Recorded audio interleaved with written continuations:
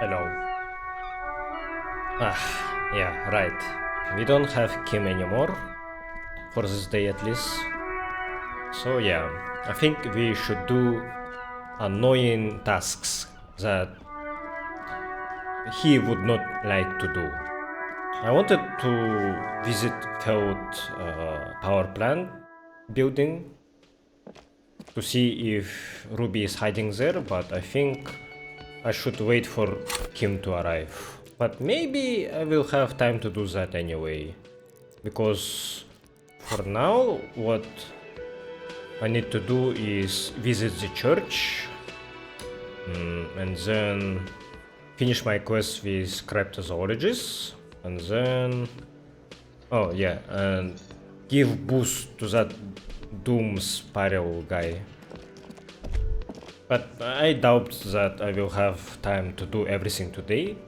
I think I only have 2 hours to play. Yeah, started too late. Where is Morel? Hello, dear. It's good to see a familiar face. I restocked the empty trap. Where is Morel? Thank you for doing that, dear. Her smile is weary. Her earlier ebullience has left her. Morel still isn't feeling well. I convinced him to stay at Gary's to get some rest. I'm afraid the cold has really gotten to him. Only the hardcore players left, huh? It's probably for the best. It's awfully cold out there in those reeds. He gives up and I'm running around? Yes. Field work is a young person's game, as they say. Her voice is shaky. What is going on here? So, who is going to check the traps? Morel will eventually, or we'll talk Gary into going back out, perhaps. You've come so far. You can't leave those locusts there, waiting on the ghost reed with no one to witness when it appears. Something tells me it's up to me again. I will take care of it. Once more onto the bridge then. Take it on with undue optimism. Good luck with that. My back chasing days are done. That really is too much, sweetie. Thank you for your dedication, but I can see you're coming down with a cough yourself. Very strange. Why is she not letting you do this? It's like she's given up. Lena, what is wrong? You seem different. Different? How? Answering a question with a question, for example. Defensive isn't her usual style. You have given up on the phasmid. You're not telling me the whole story. I'm in doubt, sweetie. That's all. Everyone is now and then. You are in doubt about what? It's a strange feeling. I haven't really told this to anyone, but you are a police officer. And when a police officer asks, you must answer. Do you ever wonder if some lovely story from your childhood is just that? A story? Or a dream? Seeing the Insulindian phasmid was just a story I used to tell people. I didn't really think about whether it was real or not. But Morel told me you'd seen it. You also told me. Morel's so proud of it. He always tells everyone. A terrible sting in the heart. Regret. Are you saying you made it up? You seem to really believe it happened. Doesn't that count for something? So you haven't seen it. I should arrest you for lying. No, at least I don't think I did, but Morel was so eager to believe my story was evidence of the phasmid's existence that I'm some queen of the cryptozoologists. That, and for years his belief made me believe too. But now we're both getting old and he's still working himself sick out in those reeds looking for it. But what if I was just wrong? I think I was. First, tell her that her marriage hasn't been a lie. Red check. To hell with this, I still believe you saw the phasmid. Thing is, you're not sure you made it up either. Okay, it's a false memory. Doesn't mean all cryptids aren't real. Chase another one. You are right about all of it, and I need to get back to my work.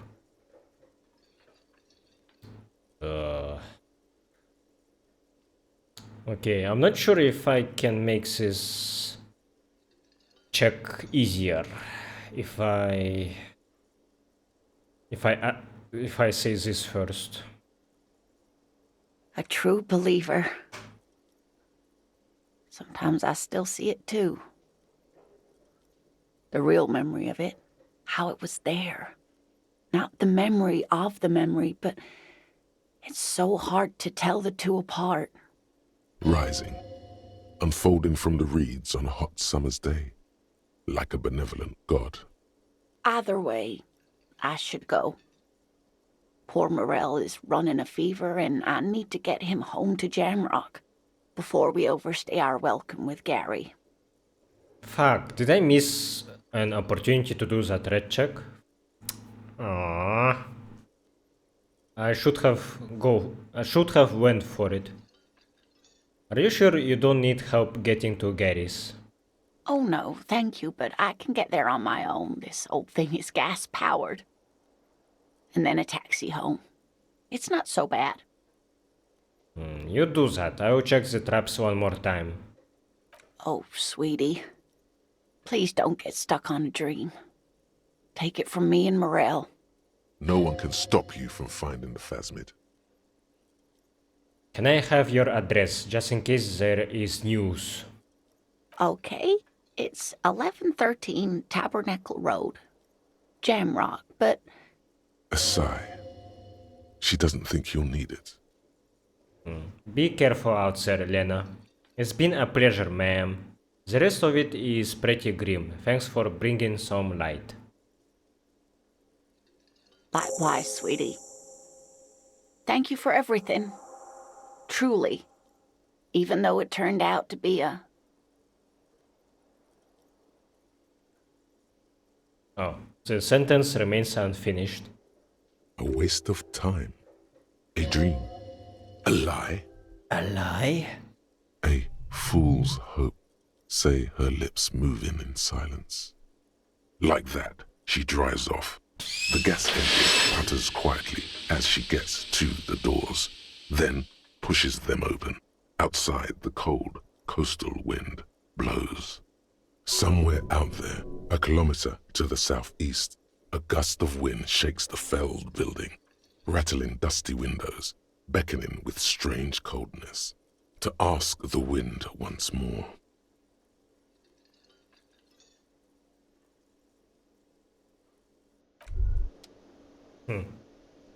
My shivers very rarely talk. I think maybe that was the first time when it ever said something, or maybe a second time.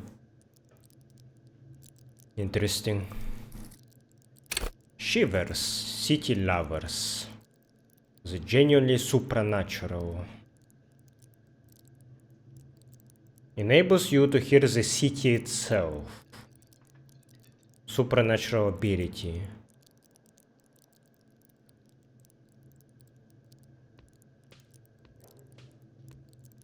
Interesting. So you hear the city itself with this skill.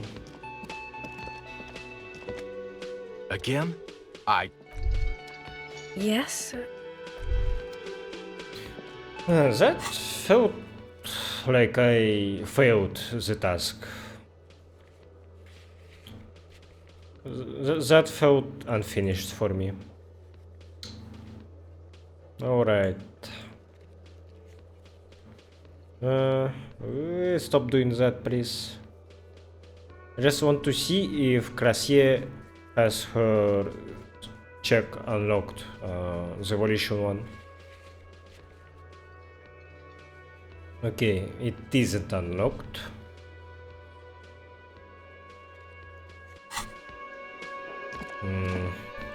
Don't think I have anything else to do here.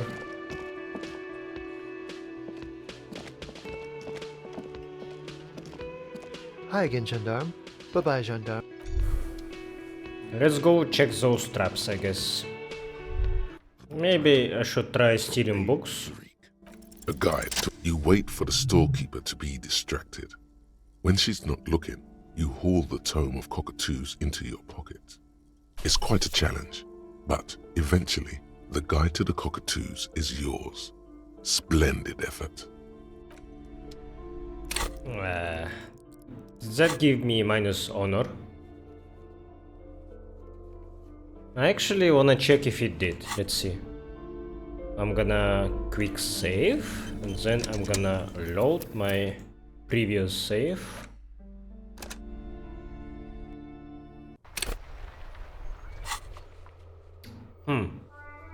It didn't. For some reason I thought I had 8 honor, but it's still 7. Interesting. Okay. I guess I have this book now, stolen. A book from A to Z, a guide to cockatoos. A book about different cockatoo species and their behavioral problems. Perhaps it could also offer some insight into your own often problematic actions. The spectacular major majestic cockatoo eyes you from the cover. Shelves full of biographies of famous people, whoever they are. Greatest innocence. What do I want to buy at this point? Sneakers or maybe pants from Kono? Several the maps look old and This bookstore is not strictly about crime, romance, and biographies of famous people. Okay, I guess this is the only book I could have stolen. Let's see. The display rack is brimming with worn paperbacks, featuring an Pain threshold, huh? I do have clothes for that. Brain threshold. Man, this shirt giving me -1 suggestion actually has been kinda detrimental for me. But conceptualization, I think, is still more important. Yeah, it is. The display rack is brimming with worn paperbacks. A twinge at the back of your head makes you flinch. Your eye starts twitching. Ow. Your hand reaches toward a book with glossy cover art of the very muscular man from Hjelmdal in chains, kneeling in front of a staircase leading to a throne. A woman sits on the throne, leering at the man. She's laughing at him, belittling him. Between the throne and the Hjelmdala man lies a bonfire, casting shadows on the wall. The shadow of the woman's headdress looks like a pair of devil horns. The title reads, Man from Hjelmdal and the Devil Woman. Aren't all women devil woman? Interesting. The display rack before you is burdened under piles of Man from Hjelmdal novels. I guess I can buy 2 Hjelmdal books, but I will probably do that the last. Yeah, I'm not really interested in those. What I had previously. I guess I should wear my horrific necktie back when I will talk with drunkards. It definitely will have something to say with them. Oh yeah. Every snowflake is like a little gift from the sky. Maybe I could talk to Plaisance and say that that woman lost her husband. Hello again, esteemed officer, and welcome. Oh yes, how's my precious doing? She's a good girl. Mind your Denial is the way she copes with criticism. You must be kidding. Good sir. Such criminal behavior. Indeed. The woman before you scans the store. Nothing. Poor girl. Just keep standing there pointlessly.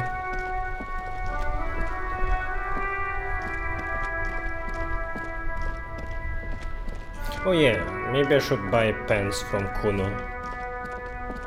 If they have decent stats. I kinda wanna buy them just to support his cause.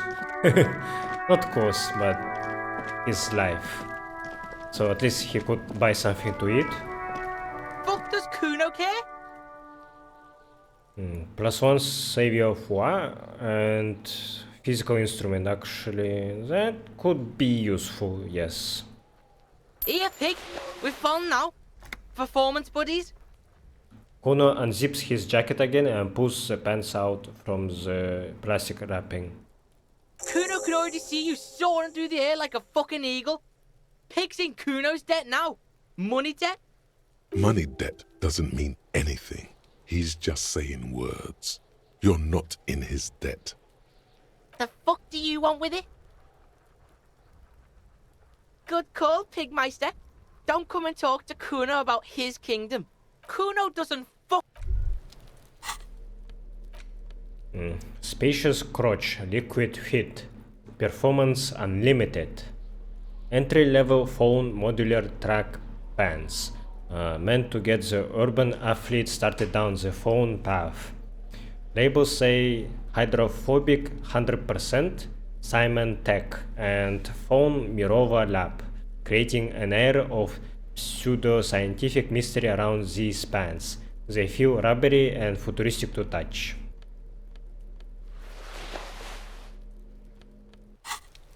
Yeah, they look not bad. I wonder if I get an achievement for gathering full phone set, for which I think I only am missing sneakers, which are super expensive. 50 real, right? Maybe if I show him that I've got almost everything from phone, maybe he will be like, oh, I will give you a discount.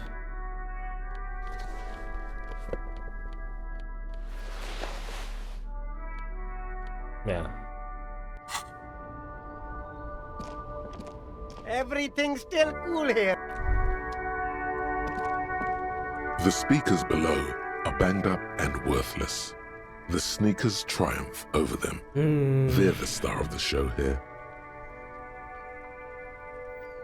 Hand and eye coordination would be useful for me to shave, but yeah, no reaction from Silgen. Unfortunate.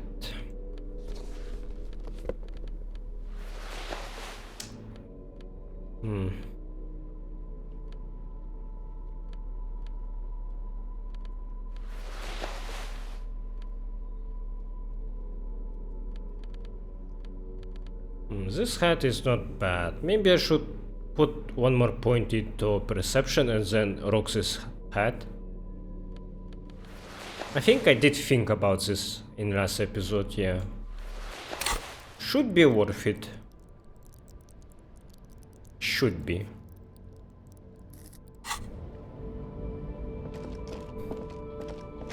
I haven't been focusing on my logic since the beginning of the game, I think. Yeah.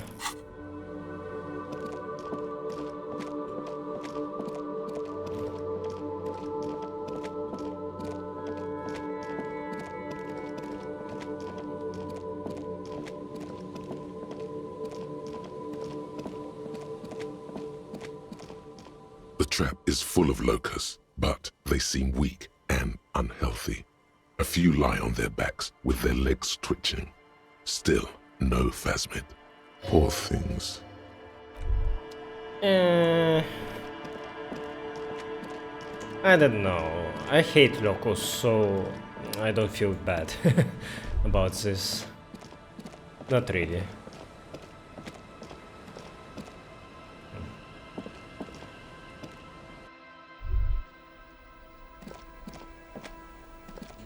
What?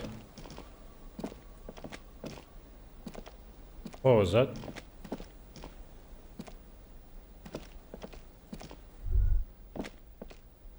I had a cold breeze is enough to make the wall planks creak. Okay. Nothing secret.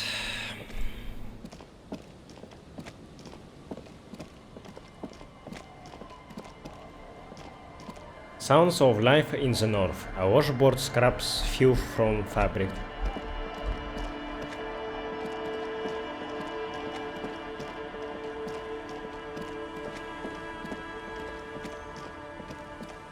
Alright guys. Oh yeah, I need to finish Evrat's task. I forgot about that actually. Horrific necktie.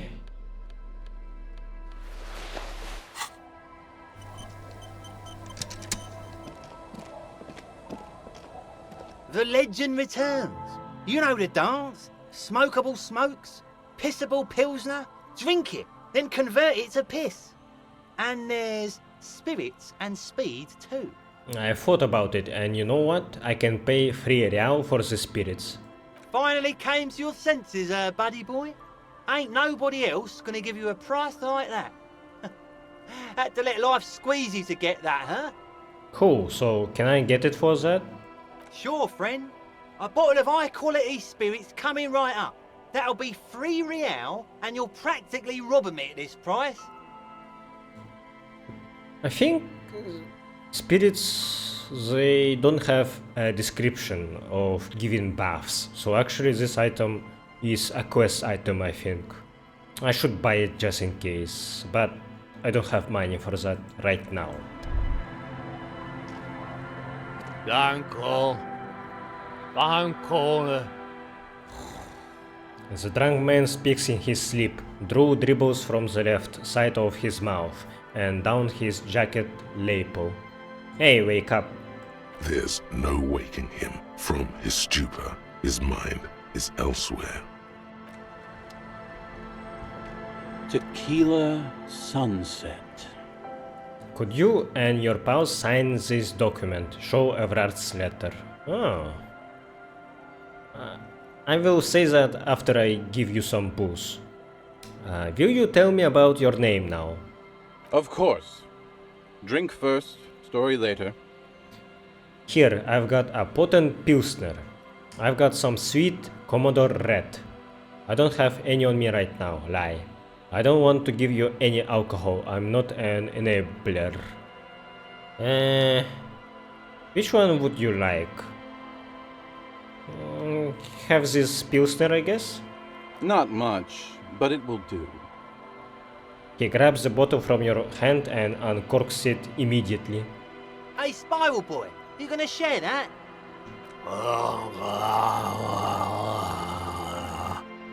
Shut up, guys. I'm telling a story here. Something happened to you. Something happened to me, too. My actual name is George, but around here, you already know. I was once a reasonably high net worth individual, a founder/junior partner at a high concept creative services agency. When my story begins, I had just landed a major contract with an insurance firm. Go on. I used the profits from my agency to finance what I called a cultural incubator. Abstract value generation, value per person, high concept stuff. I developed the paradigm, worked within the paradigm, but the burden of leadership weighed heavily on me. So I went jogging every so often to keep myself sane. So far sounds like a scam to me. Wait, how many people did you have working for you? 22 full-time employees, an all-star team, a potentially historical set of individuals. Worrying about them often kept me up well into the morning hours. Did the jogging help? It did. With my trusty Sansaric tracksuit, I felt like I could conquer the world. But now dreams are worn thin, much like my tracksuit. He says thoughtfully, brushing dust off his shit-stained pants. What happened? One day I left on my evening run. As you may know, it's impossible to clear your head when you're distracted by the sound of keys jangling in your pockets. He shakes the bottle and makes a ringing sound. His eyes are clouded, his dilated blood vessels encircling his irises like stinging brambles. His eyes are your eyes. So I removed the key ring and put the keys for the front gate and the apartment into different pockets to stop the jangling, you see? At least, that was the plan. I was halfway done with my usual lap when it started to rain. The reality situation became very wet, very quickly. Go on. I made my way back home and discovered that I didn't have the key to the front gate. I'd mixed it up with the key to the letterbox, which was useless. Naturally, the situation required me to climb over the gate, which I did. There was no climbing down because I slipped and landed on my ass. Ouch. I would have landed on my feet. I've got feline reflexes. Say nothing. Reality was looking rather grim just then. Me lying on my ass in a mud pit in the middle of a heavy shower. But when life knocked me down, I always got up. So I made my way across the yard.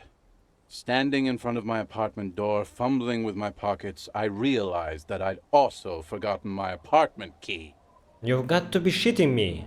Okay, so what happened next? I rang my neighbors' buzzers. It was late, and most of them didn't even answer. Those who did assumed I was trying to sell them something and hung up before I could even explain the situation. People are naturally wary of ad men, you see. One moment someone chats you up, 5 minutes later you've bought a box of edible lingerie and a strap-on. I don't begrudge them, especially since I was known to be one of the best. Heavy is the head that wears the crown. Just then, I experienced a moment of clarity. I still had the key to my office. I could wait out the storm there. But when I reached my office, I remembered that I'd asked one of my producers to change the locks that day. And since I hired only the best, he'd already done it, and I couldn't get in. Anyway, long story short, life spiraled out of control. I haven't gotten into my apartment for years, and my girlfriend left me because she didn't want to date a homeless man. The company, well, you see where I'm going with this. So, now you've heard my tragic tale. What do you think? Like nothing you've ever heard, huh? Wait, is that it? I feel like there are some steps missing. Tequila, I've thought about this series of events for a long time. If there was anything else to it, I would have thought of it by now. I don't know. To me, it sounds like he's missing something in the middle. I think he already had drinking problems back then, so he doesn't really remember what he did. I am almost homeless myself, doesn't seem so bad. Look on the bright side, you got one hell of a story. It was kinda boring. You do realize all of this is your own fault. I literally can't believe it. I don't remember you being such a dick before, Tequila. He takes a slow, despondent sip from his bottle, then looks out across the bay toward the skyscrapers of La Delta. That doesn't mean you're wrong, though. Anyway, that was all the tale one bottle gets you. Almost empty, this one. Oh, I still can give you more?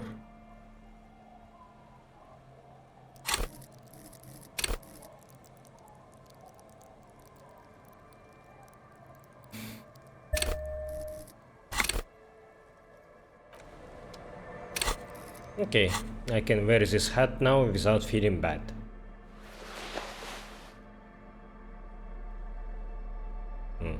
It gives me +2 logic because it's ultimate peak focus, whatever that means.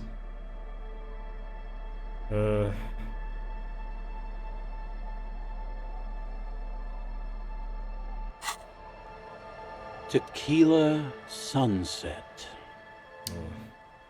Have you got any more stories? I do, but as you can see, my fuel tank is running quite low. If you catch my drift. He spins the bottle in his hand. Not a single drop of liquid remains.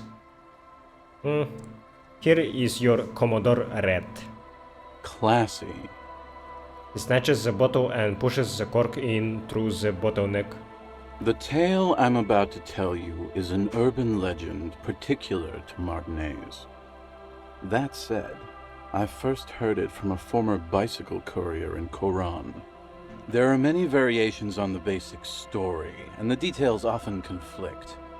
What everyone agrees on is that nobody knows the exact nature or identity of the phenomenon.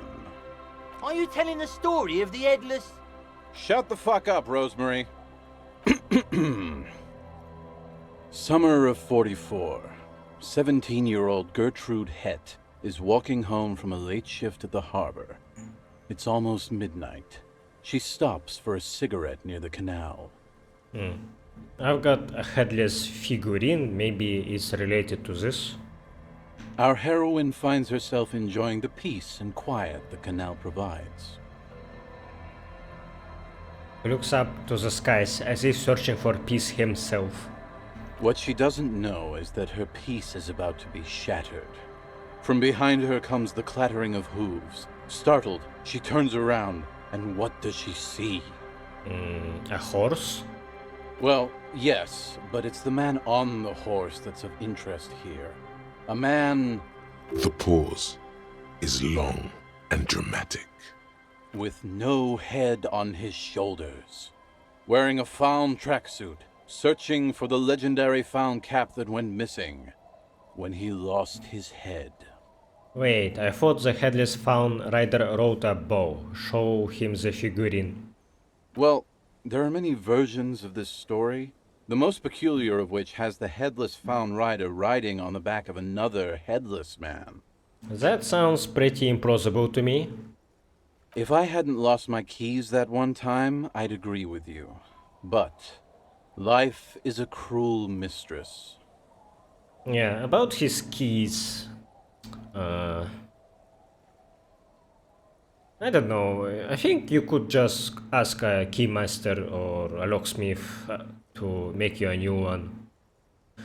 Of course, it would cost you, but still better than being homeless for several years like this dude. Gertrude Hett may have been the first to witness the headless fawn rider, but she wasn't the last. Oh no. And if he really was a head of the company with all-star team, then someone could have helped him. I don't know. I am not buying into his story right now. Tell him about the two feminists by the locks. Fuck, Rosemary, they were dating. No one said they were feminists. Everyone always misremembering this stuff. Right. Early autumn of 46. Ula DuPont and Eva Delgado are fishing near the waterlock long after the sun has set. The wind picks up. A sky already dark now blackens. Water starts falling from above. The first cold rain of the season. The women are caught in the downpour. They act quickly. Eva gathers the rods whilst Ula turns around to reach for the tackle box. Don't turn around. Don't turn around. When she sees something, her shriek is so violent that the residents of the nearby apartment building believe lightning has struck. But there is no lightning. Only a heavy downpour and the silhouette of the headless fawn rider looming on the horizon. Ula makes a run for the shore, but Eva slips on a wet rock and disappears into the cold, cold canal with nary a sound. Her body is never recovered. He looks you straight in the eye. What happened to Ula de Ponte? Word on the street is that she... you know... He makes a finger pistol with his right hand and lifts it up to his chin. gave herself facial deconstruction surgery. Real grisly stuff. Anyway, that's the story of the headless fawn rider. Pretty crazy, huh? I have already seen some weird shit on this case. A headless jockey in a tracksuit fits right in. That's nothing. I've got an even crazier story. Who was the headless rider before he died? Well, Tequila, that's part of the legend. No one knows for sure. There are a couple of possibilities, though. Some say he was an undercover cop who blew his cover and got beheaded by the vicious gang he had infiltrated. Now he rides, searching for his lost-found cap, plotting revenge. O headless brother, where art thou? Others claim he was a professional jockey who veered off course during a steeplechase, ended up in somebody's backyard, and got decapitated by an exceptionally taut clothesline. Personally, I think he was just some guy who hanged himself from a really tall tree, and the fall was so violent that his head came clean off. Coincidentally, at that exact moment, a horse happened to pass under him, and his beheaded corpse mounted it, where it remains to this day. But then, no one really knows. I read a novel. I think it's called a headless rider, or I don't remember how it exactly was called in English. Yeah, and the mystery was that some headless corpse was strapped to the horse, and people got spooked, but it was just a dead guy. That it wasn't something mysterious or supernatural. Yeah. For some reason, this does strike you as the most plausible theory of them all. I've got a hunch that it was the undercover cop. I'd want revenge too. I bet he was a jockey. He seems super committed to his sport. I've got to agree, your theory sounds the most plausible. Isn't it? All the pieces fit together perfectly. That's how I know it's right. Anyway, to each his own. You want to hear any other stories? That's the reality situation for you. You think you got a handle on it, then blam! It throws some wild shit at you. That's why it's critical to stay well hydrated. Yeah? Why don't you go eat shit, Tequila? There's no way you know a better one than that. What about the Kodo Mamadakwa? It's a magical self-replicating sound. The gnome of Jeroma dissolves its victims with acid. The giant of Kokonur is as big as a mountain. There is the kind green ape. It's very kind and green. Yeah, actually you're right. Nothing comes to mind.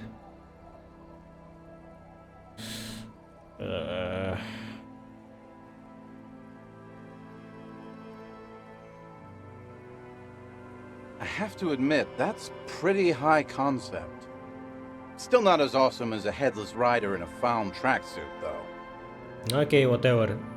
Became of the headless phone rider. No one knows. Some say he stalks Martinez to this day, and can be seen near the canal when the clock strikes midnight. I saw him one night when I was right shit-faced.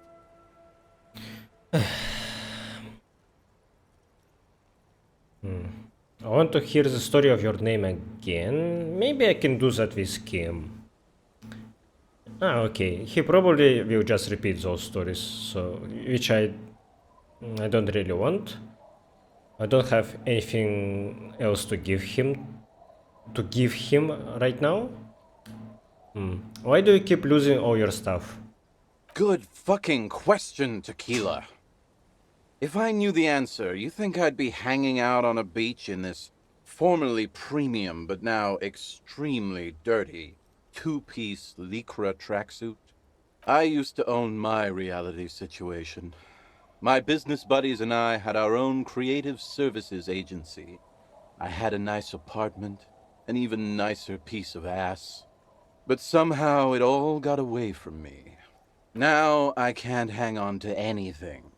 Just last week I stole this nice new jacket. but then I lost it too. The only things I haven't lost are these two drunks. Is he talking about that found jacket? You of all people should empathize with this. Perhaps this lost jacket is something you could help with? What was the name of your agency? My agency, man. The Boom Boom Room. Our concept was combining high art with the lowest forms of marketing. The color red, breasts, and oil painting. I convinced my partners to reinvest some of our profits in an even more high-concept cultural incubator called Thin Air. The artists were happy, the clients were happy. I was financing a group of poets in East Revachol who were developing a new universal poetic language. But then it all went to shit. Sounds intriguing. What say you, Art Cop? If it sounds like it makes no sense, that's because it doesn't. Mixing oil painting and breasts to make ads isn't high art, it's just cynical wankery. That's so high concept, I have no idea what it means. Man, mixing high and low, commodifying culture, that is extremely my shit. Alright, okay, never mind that I asked.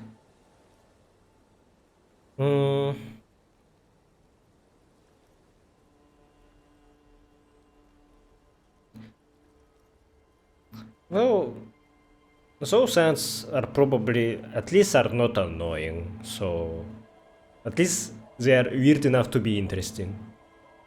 I know! It was fucking awesome! Too bad I went on a jog, unleashing a cascade of doom that washed it all away. Maybe you wasting your time on jokes more than actually working with your business is what caused this spiral. What's up with the tracksuit? What? You've never seen 100% Lycra before? Go on, feel that primo material. The man extends his arm. Touch it. Pretty nice, huh? This might be one of the last of its kind. Should probably be in a museum, honestly. Good God. It's nearly impossible to describe how dirty this texture is. It's like rubbing two jellyfish skins together. You feel about 15% less human for having touched it. Oh. Whew. Interfacing 18 check. Holy shit. Randomized trials have also found Lycra, TM, to be associated with a number of exotic, highly malignant cancers, so you also have that to look forward to. And then there's the smell, but you don't even want to think about that. Wow, you're lucky. He never lets me feel it. That's because your paws are fucking filthy, Rosie.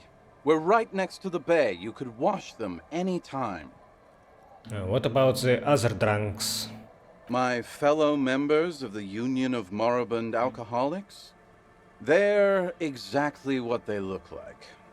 Hey, tequila! You want to buy some speed? Shut the fuck up, Rosemary. He's a cop, remember? I thought he was a cool cop. A gurgling sound comes from the direction of the non-responsive man. And yeah, you're already acquainted with abs. So yeah, that's basically us. We drink together.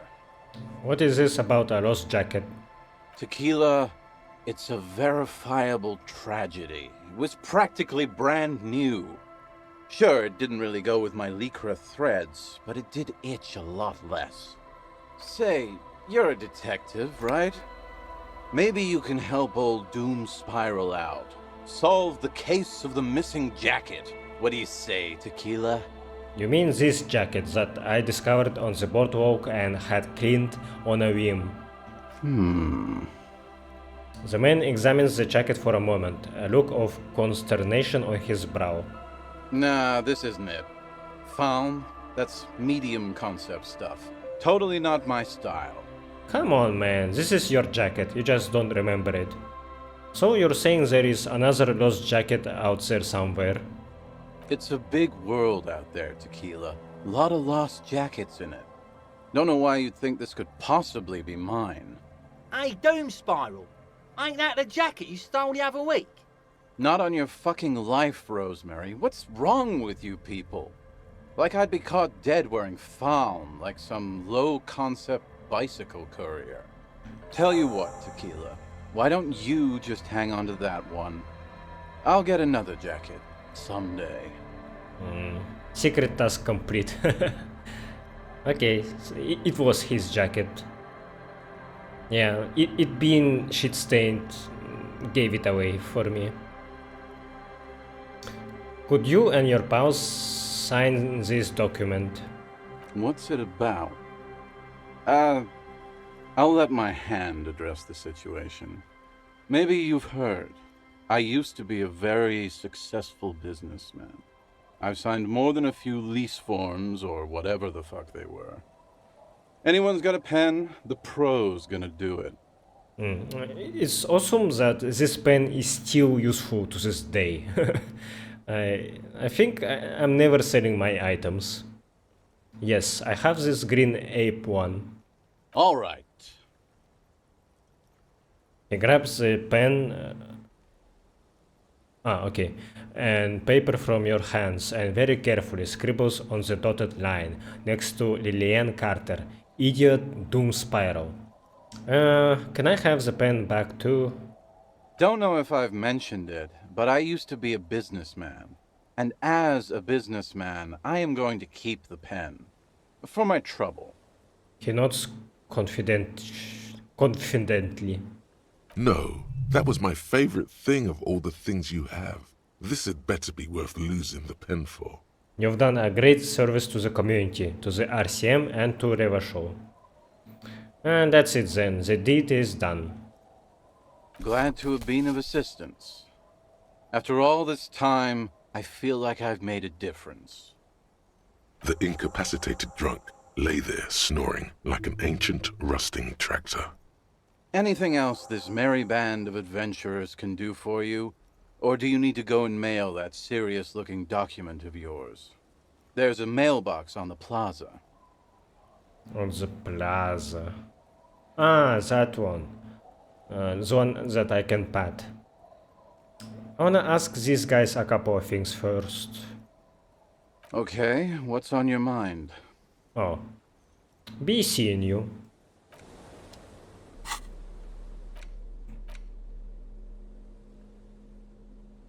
You take the legal document. Alright. Maybe I should buy this spirit now. The legend returns. You know the dance. Smokable smokes. Just make sure to enjoy that one, friend. Blue medicinal spirit. Ratan, I am so proud! Now, whatever you do, don't drink it! This deserves so much more than just regular oral consumption! Huh. Just wait for my sign. Keep it with you. Keep it warm. Keep it safe. Soon we will enter the other world. Soon. The time will come soon. Have patience, brave one.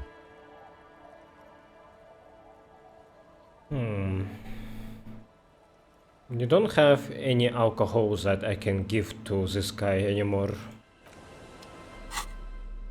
At least new one that I didn't give him yet. Blue medicinal spirit. The liquid has an unearthly blue tint. The kind that might or might not, but definitely does, glow in the dark. This is 98.7 pure alcohol. Keep it away from an open flame. That's interesting. Maybe I can throw it away and then it will burn. Alright, horrific necktie. Go back to sleep.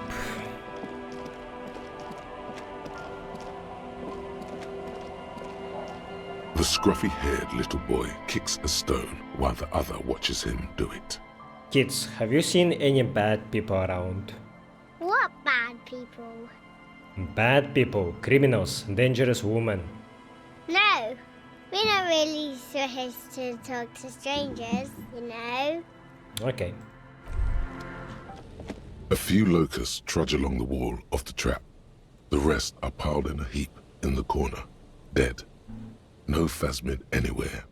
Poor things.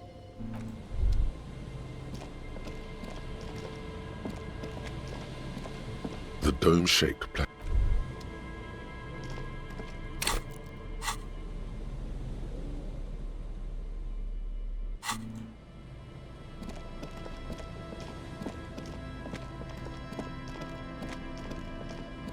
I saw that Sunday friend is back to his spot.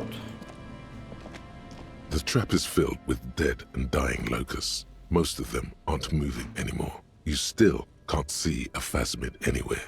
Poor thing.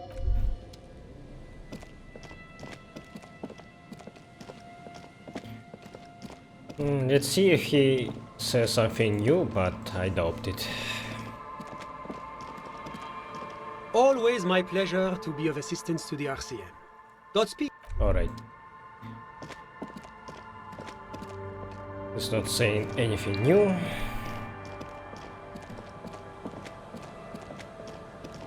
Also, that guy with his son is back too, so I guess they are only present during daytime. Yeah. I wanna see that failed sign again, just to see if I can go inside of it somehow. You see, a once bright mural tower. A slogan used to intertwine with the loops a long time ago. Step closer. Now, above the mural, a collapsed roof, broken windows set in walls that are cracking and will soon also fall, and the coastal breeze rustling and sighing in the remains of the edifice. Felled electrical. How ironic. All these dark rooms. Felled Electrical, you only know them as a small company that makes ink cartridges. Looks like they used to be big. There's something in the wind. Sometimes the only way to go forward is to fail first. Could she be in there? She? I don't know who you mean, but the building seems long abandoned to me. You try to peer in, but there are no windows on this side. Only the disinterested whistle of the wind. Lieutenant Kitsuragi stands in front of a mirror, fixing his orange bomber jacket. You should be asking him that question. So, you mean I can't do this without him anyway? So this seems very important then. Hello again. Sure, what's on your mind? But of course, I do have some... He's not... No, I mean... Of course, detective. I don't know if you've... If not, then you definitely Okay, I think I have last trap left. Oh yeah, I can call someone. Yeah, better do that without Kim. So he wouldn't just stand there awkwardly. You pick up the handset. There's a tone. The machine is operable. Calling. Still calling. Again? Seriously? Someone with a masculine voice picks up. Hello, Gerard speaking. Hello, Gerard. Technically speaking, you're electricity. No, what you are is a surprise. Get his wife on the phone. Hey Gerard, get your wife for me, will you? Is electricity there? I need to speak with electricity, please. Gerard, what a douche name. Change it. Change your name. Sorry, wrong number. Who is this? The man does not understand. Doesn't matter, put her on, I don't like waiting. It's Harry, put her on, I don't like waiting. It's Pierre, now put her on, I don't like waiting. I'm sorry, it was a stupid joke, I shouldn't have called. It's stupid, I'm so sorry. Who the fuck do you think you are talking to me like that? I'm the guy who's fucking your wife, Gerard. Now put her on before I lose my patience. Guillaume Le Million. I'm no one, I'm sorry, I shouldn't have done this. Just tell me what's going on here. Bien, come here. The sounds are muffled. You can make out two people, a man and a woman called Bien. They're talking to each other in agitated voices. There's a shuffle of feet. Children, maybe. Amid the howling in the wire, you make out a woman's voice with a thick Samaran accent. Girard, Girard, this is a joke. Someone is making a joke. More shouting. You're pretty sure you hear a man saying fuck several times. Then the crackle in the phone line gets violently louder, like the surf breaking.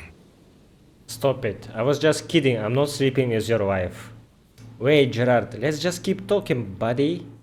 I'm not going to stop. I'm going to keep fucking your wife, Gerard. You can't make out a single word, just vague voices. One more, a child has joined.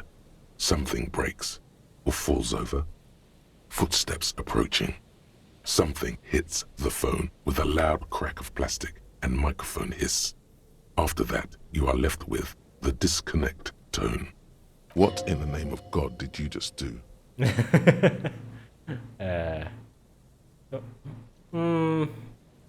Well, if family can fall apart from this little thing, then maybe that family would fall apart from something else in the future anyway. Calling, calling, calling, still calling, still calling. Stop calling me, man. Someone picks up. The voice on the other end is slightly hysterical. I'll get you your money, alright? I just need till tonight. Let me work. Who is this? Yes, but a slight change of plans. I want this delivered to the Whirling in Rags in Martinez. We could all be a bit kinder to each other, don't you think? Consider your debt paid, my friend. You seem to be in some sort of trouble. Maybe I can help you. I'm a police officer. I probably will spook him if I say this.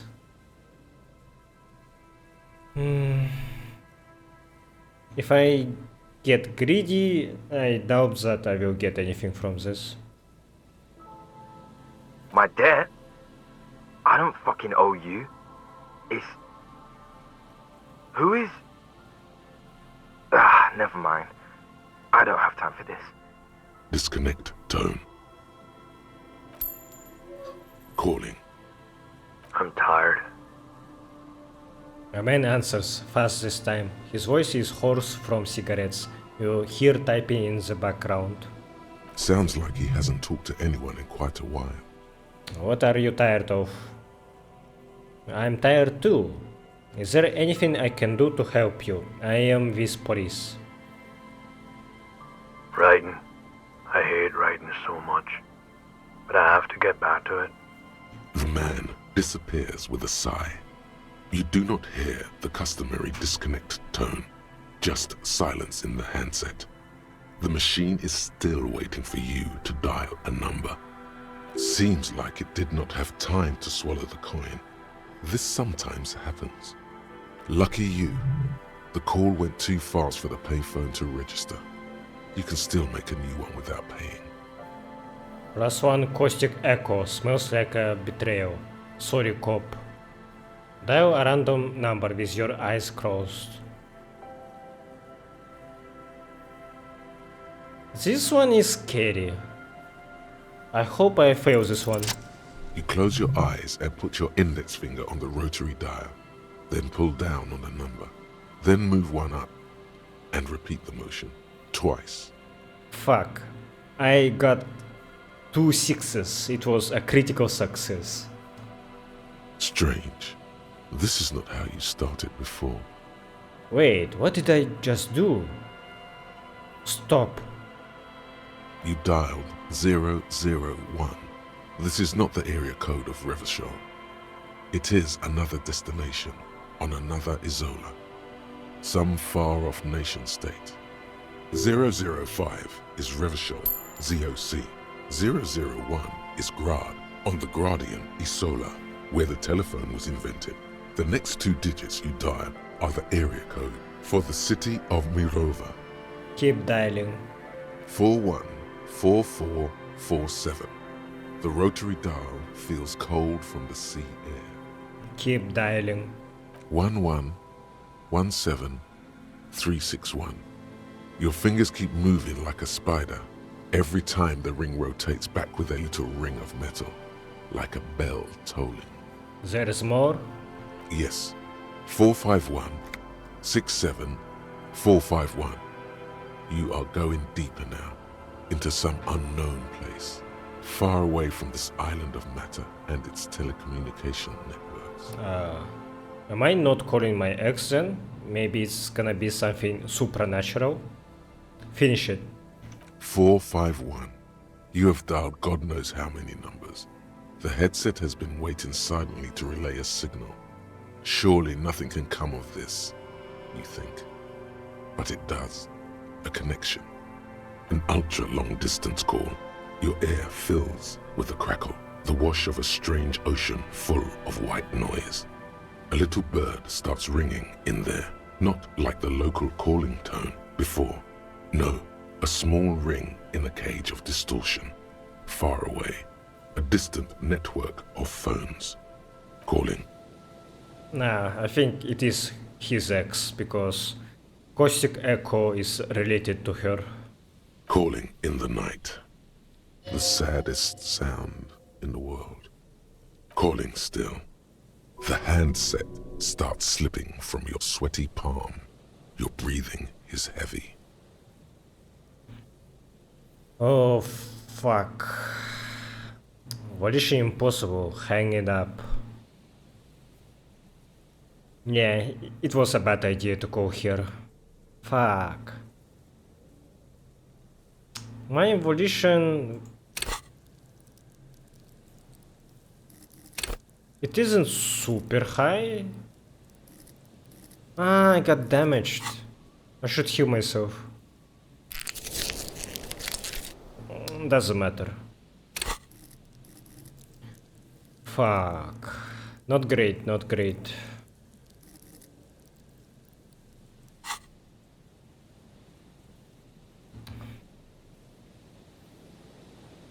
I don't know, but I'm super scared. I feel like something is very hard is gonna happen.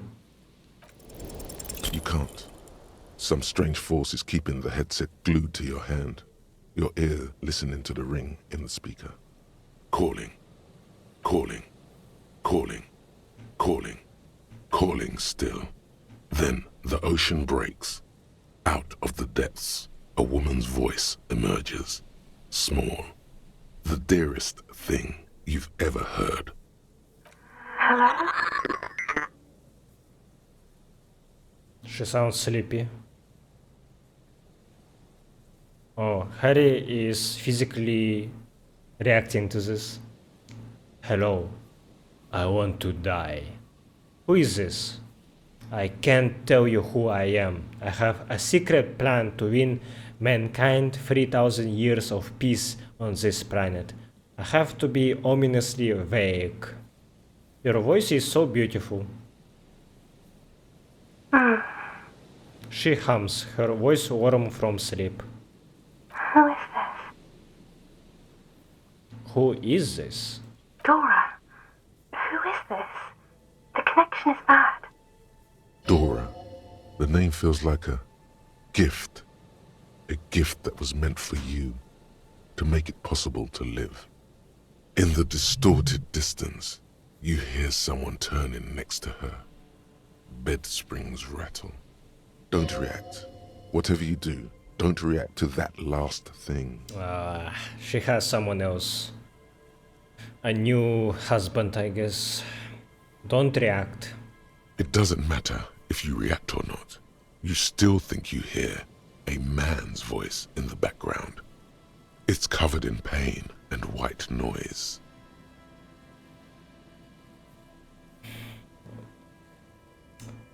I will just proceed. It's gonna just make it worse if I do extra stuff. You're not ominous, Harry. You're drunk. Oh no. You only have 2, maybe 3 things left to say before the change runs out. Harry, how do you know my name? Let's heal just in case. Harry, who is Harry? Are you sleeping with he? I'm also Harry. I'm not drunk. Okay, I'm drunk. What does it matter? I'm still me. I'm not drunk. I'm high. I'm not drunk or high. I'm just hurt. Why does it hurt to talk to you? Oh, God. There's silence. It's heavy as tin. The white noise house. I guess he did this a lot of times. So now she recognizes this pattern of his. Oh, are you there? Do you know what time it is? It's so late here. Sounds like she's looking for a clock on the nightstand. It's 4 o'clock, Harry. I need to wake up in 2 hours. Do you want to party? I want to talk about me. Who am I? You sound like you know me. You are in Mirova, right? Where are you going in 2 hours?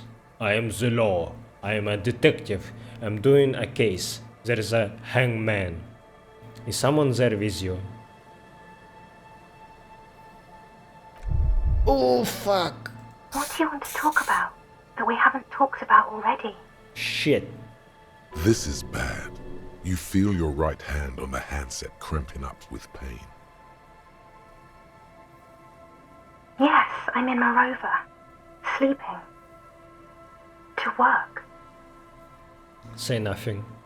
No response, only a sigh. The connection crackles like burning paper. What are you doing to yourself right now? I'm making a funny prank call. Catastrophic damage. I don't know. I don't understand what is happening. You need to stop, Harry. You'll die. I agree with that. My heart hurts. I'm gonna have a heart attack.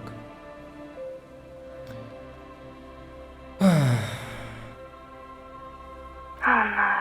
Please stop. Please, let's just hang up.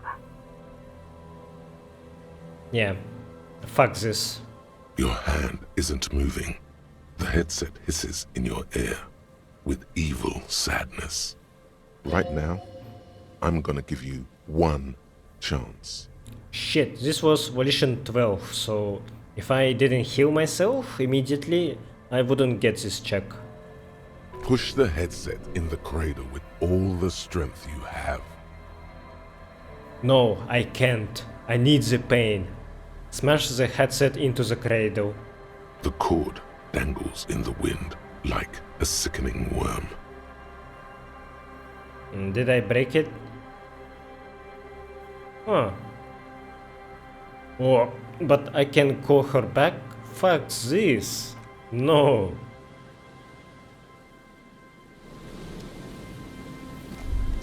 I don't want this.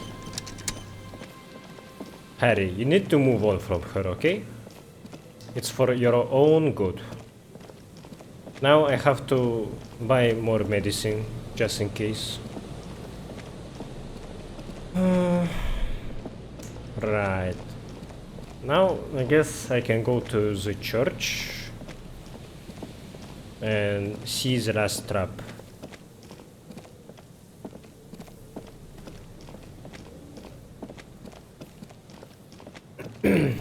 I am curious how this conversation would go, but I don't think it's worth it.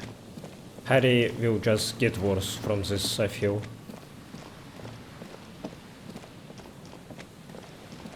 An old door worn by elements.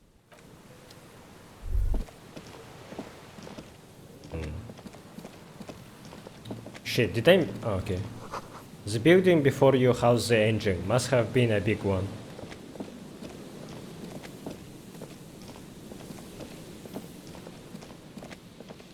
Engine. It makes me think of the background in the main menu of the game. I think you can see what it's called, a Zeppelin? Not Zeppelin. Air balloon? No. Fuck. I'm gonna look it up. How do you call this?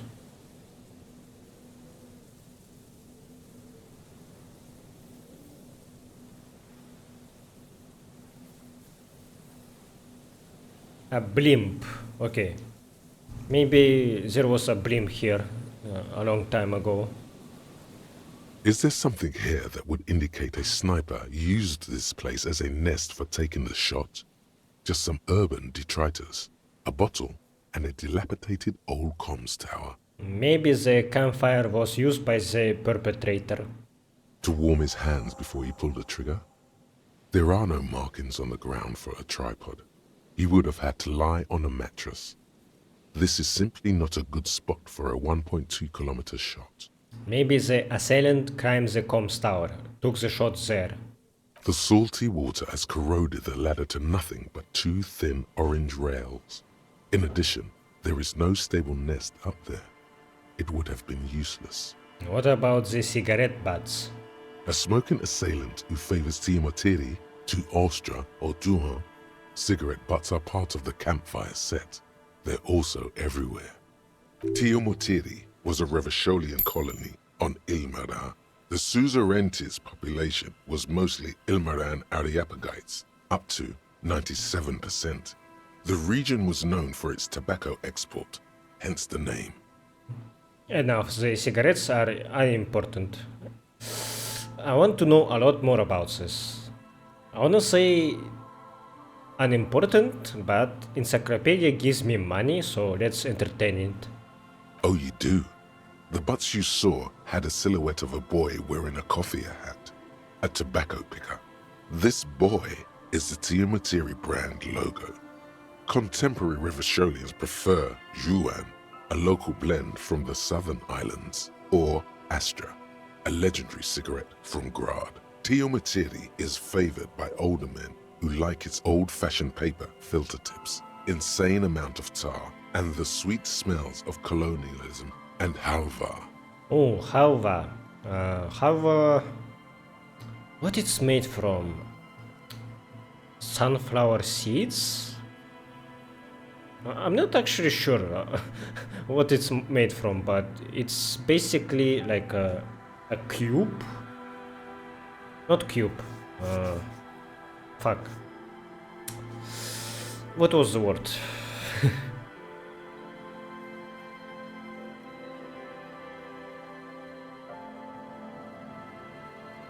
A rectangle, yeah.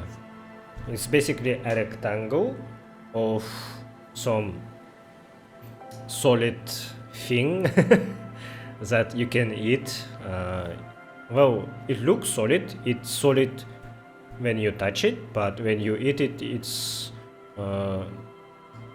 not hard enough to be...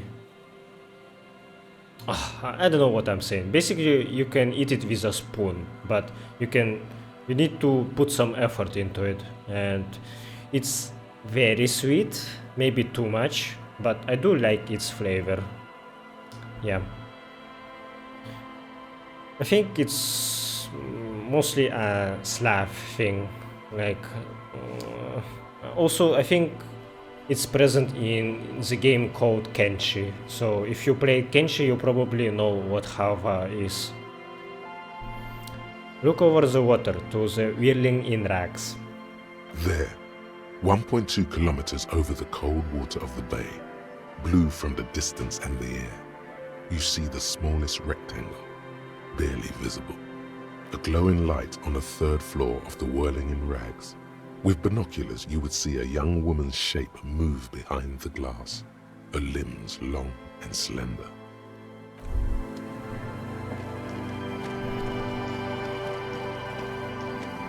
Yeah, it's cool that we are inspecting spots where sniper could have been using to kill the guy. Where is my map? The worn map features your finger move finally. For more detail. Yeah. Oh yeah, this old map actually features the pleasure wheel, so it was there. Briefly. Interesting. Okay, so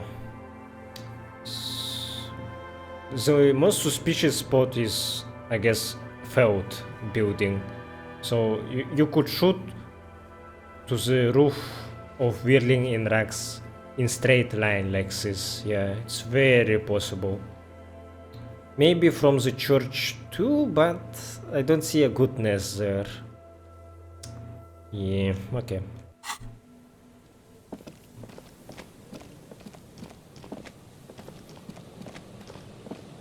Just dead and dying locusts, and the slow swaying of surrounding reeds. Poor things. Okay, I guess we got nothing. Can I even call Lena to say about this, or... I guess Cryptologist task is over, just nothing. Maybe I didn't get a proper conclusion because I didn't get to try that red check. Damn. Unfortunate. Is this about the hat again? I don't see you wearing a hat. I don't... Oh, I didn't notice that. Now that that is all cleared up, I have some questions for you. Sorry, man. My mind was elsewhere. Shoot. Yeah, can we talk for a minute? I was wondering when you would come around. What's up?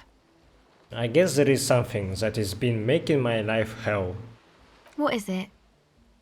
I think it's the plight of the working class. Everyone is just mooching off the entrepreneurial class, shackling the doers. I think it's all these foreign people taking our jobs. They took our jobs. Fucking South Park meme. I'm not saying it correctly. They were saying it more like in a more profound way, but I don't think I can replicate it here. They took our jobs.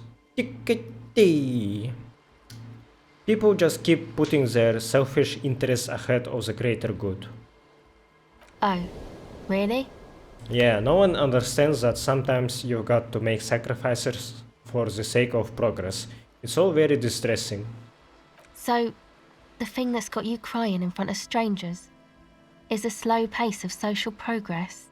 Don't get me wrong, I am all for slow and steady progress. I just wish people would be a little more reasonable is all. No, that's probably not it, is it? Yeah, pretty sure. Now I had some questions about something else entirely. Okay, so you're not that upset, it sounds like. I told you, I'm highly distressed by this state of affairs. Uh-huh. And you're sure it's social progress you're distressed about, and not, I don't know, some chick? Perhaps.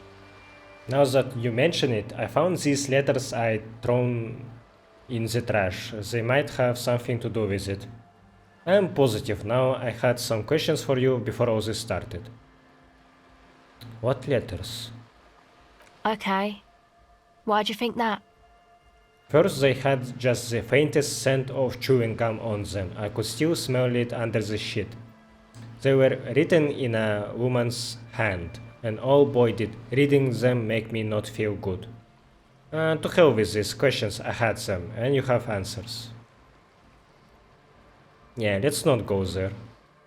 Okay, of course. What did you want to know? This game gives you so many opportunities to talk about your ex, and at the same time an equal amount of opportunities to just avoid the topic. The others told me you went inside the church. What did you see in there? Oh, that. You're not going to believe me. There's no point in me telling you. She's less prone to blurt it out, Crabman, than the others. We will see. Go ahead and tell me. Okay. I went in and I saw a woman next to one of those machines there. Noid calls it a mainframe. She was dressed like someone who's been raised by their grandmother, you know, strange old clothes. Had this absent expression, didn't say anything, just stood still. Go on. And then, you know, right behind her, a man crawled down the wall, upside down like a crab, down the church wall. I think the woman didn't even know he was there. He was completely silent. He stopped right before he got to the floor, then just hung there like that, looking at me. Right at me. I fucking turned around and walked out. End of story. What did this crab man look like? It was too dark. I couldn't tell exactly. Come on, she obviously could. She already went into detail. You were wrong, I do believe you. You were right, I don't believe you. Come on, quit stalling on me. What did he look like? He looked like a banger, okay? He was all muscular and stuff. Had a mesh tank top. I know it sounds ridiculous, but that only made it scarier in a way. Maybe it was our mercenary guy who used this roof to snipe and then used some kind of a hook to get down from there, to climb down. A crab and a banger. Yes, a banger, as in a mess gang member. I know what it sounds like, but that's what I saw. You were wrong, I do believe you. Why? Seems too ludicrous for a lie. What would you stand to gain? Strange things happen. I guess so. Anyway, what else? Oh.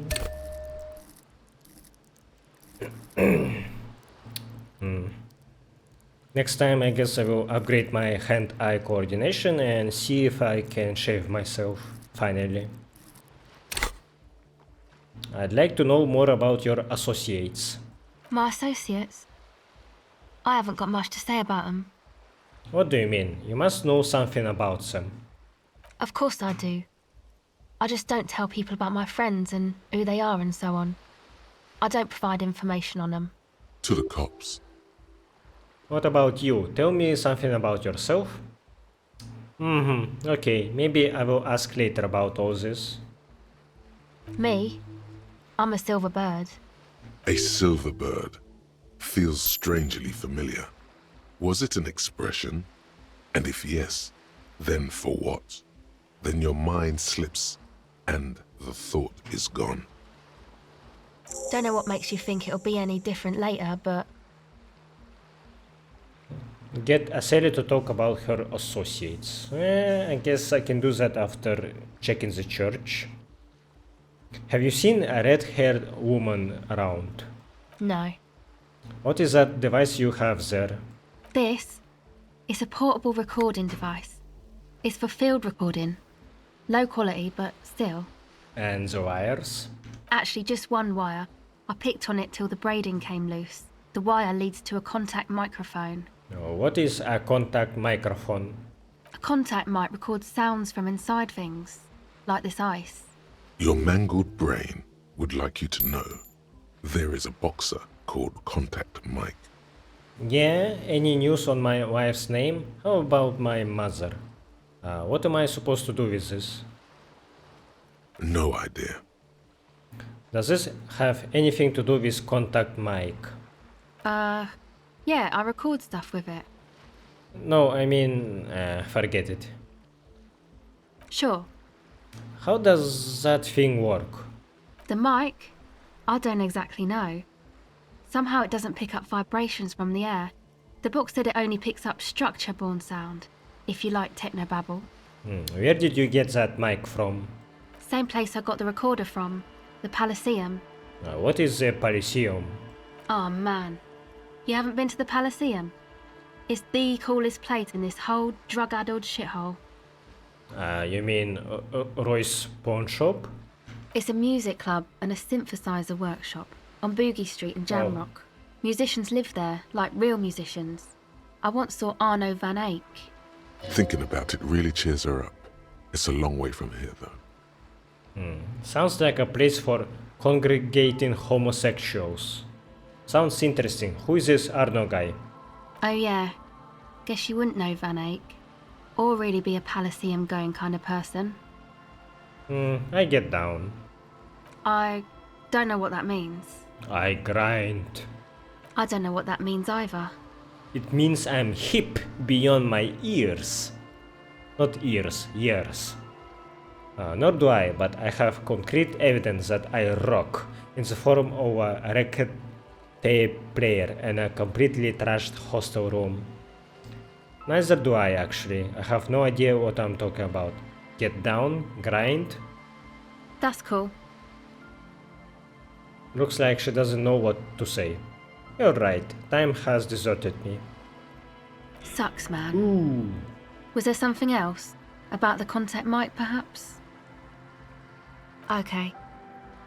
What are you doing out here in the cold? Recording, I guess. And what is it you're recording exactly? I think I'm recording cracks in the ice, but there's no way to tell. Not without headphones. I think I just recorded your footsteps too. Not sure how that will sound. Wait, what happened to the headphones? My boyfriend sold them. What for? I don't know, man. Things. Just stuff you need for life. A lie. They were probably pawned off for something suspicious.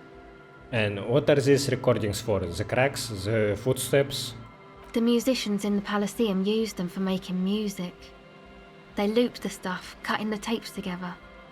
They make music out of cracks in the ice and keys jangling. Crazy sounds like that. It's hard to explain. Anyway, I thought I'd make some too. It's supposed to be, like, a music place anyway. I don't really know what I'm doing. They use synthesizers too. I don't have a synthesizer. She looks at the recording device, the thing she thought would fill her hours with joy and escape. It's turning out to be an empty fantasy. She feels childish, very useless all of a sudden. Want my jacket? Start taking it off. Now this is where a hat would come in handy.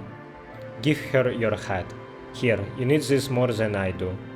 You said it's supposed to be a music place. Did you mean the one Andres got planned, the church? Yeah, the boys think it could be a place, like the Elysium or something. Stupid. It's really not going to be a Elysium, that's for sure. The boys? Yeah, Andre and the guys, inside the tent. And why is that? Why are you freezing out here while the boys are inside? They got too much stuff crammed in there. No room. Stuff like what? Didn't you see it yourself? It's mostly music stuff, like this tape recorder, but bigger. You mean like those headphones your boyfriend sold? Yep, they were pretty. I'm sorry we sold those. Why not just leave some of it outside so you don't have to freeze? That stuff is more expensive than I am. More expensive than any of us, really. Doesn't matter, I can take the cold. It's probably amphetamine. It makes you feel impervious to the elements, but doesn't actually make you any less cold. Why? Why can you take it? I got my recordings to do, I feel better outside. Go ahead. Oh yeah, I should return to the dice maker. Okay, bye. Wait. Should I give her a hat I don't need? Maybe I can give you this conical hat, but it shouldn't provide something for cold.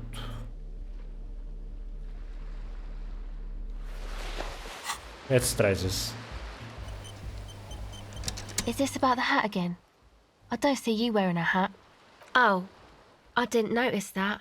Sorry, man. My mind was... It's supposed to become... Except that... Yeah. Oh, she said something new. It's supposed to become like a club for Nordic dance music, like that new style of synthesizer stuff they play at the Elysium. She looks at the old wooden church up on the poles. As a mean wind comes bellowing in, the 6-story structure lets out a doleful shriek. What is anodic dance music? You know, anodic, cathodic, music that's made with electronic instruments. Electronic instruments, like what? Synthesizers and tape consoles. Microcomputers too. Anything that uses electricity, but isn't guitars.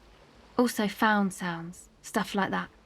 You see clear, beautiful, violent flashes of light. Light cutting through a smoke-filled darkness. That is what the future will look like, if it ever comes.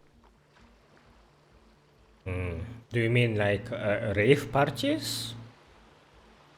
This is an evolutionary step up from amplified instruments, which in turn are a step up from acoustic instruments.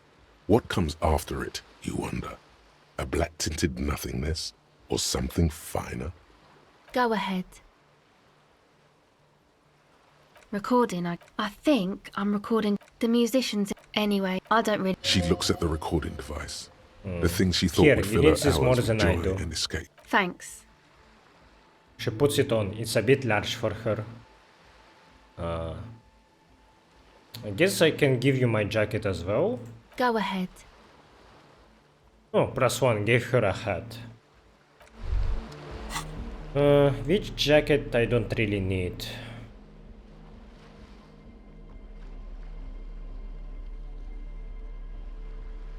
My disco ass blazer? But it's iconic to Harry. But I don't really like it. Oh, actually I can give you this Korolov jacket. I really don't like it.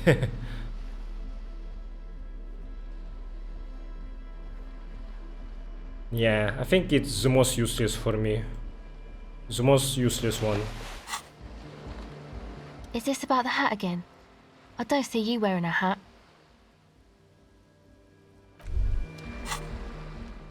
Yeah, where is my people?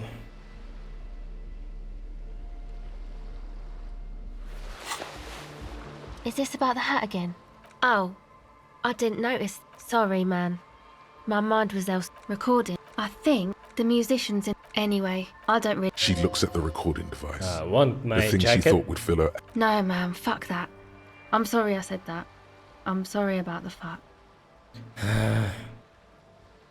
She's shivering a bit. No, man, fuck that. Alright, I'm sorry then. I said that. She's shivering a bit. Go ahead.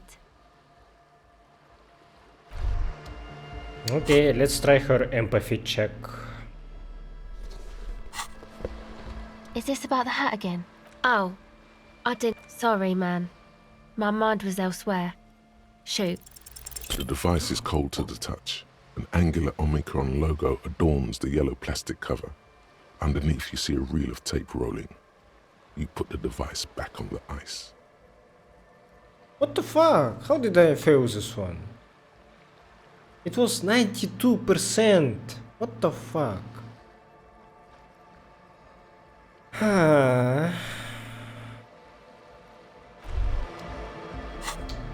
I'm so unlucky. Yesterday I also had a very unlikely failure. At least that one I could fix immediately, but this one, no, I can't. Okay.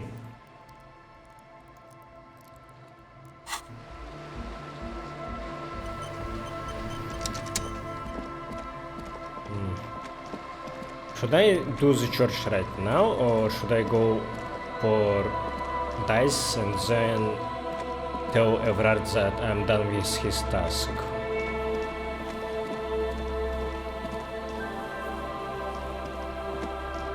I think I should do church first because it's kinda far away, so returning here again is gonna be pain in the ass.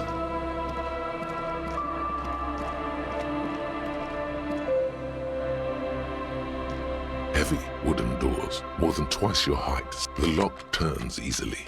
You hear a click as the shackle pops open. As you do, you hear the echo of the doomed commercial area. Its black halls and dusty machines. Then the feeling passes. A great whoosh of air rushes into the dark innards of the church, as though rushing to fill a great vacuum. In the heart of the city. Oh.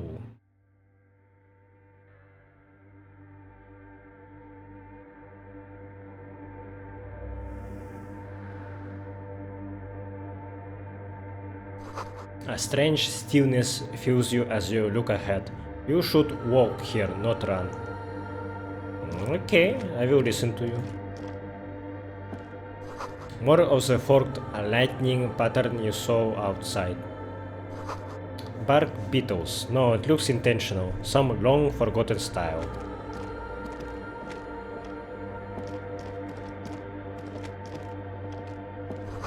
This grotesque wooden figure looks half finished. Feels like it's trying to become one with the church. This figure was added later, it's not part of the original church.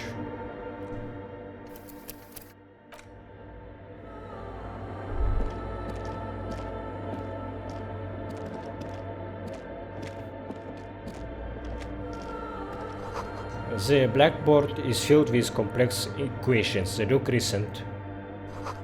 Something to do with radio frequencies.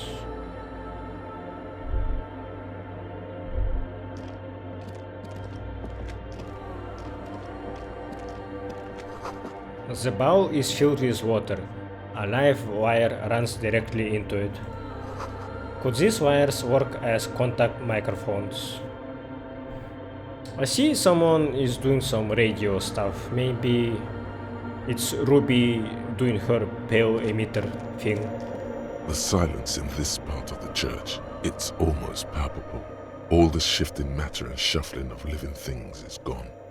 Nothing seems to exist beyond the church anymore.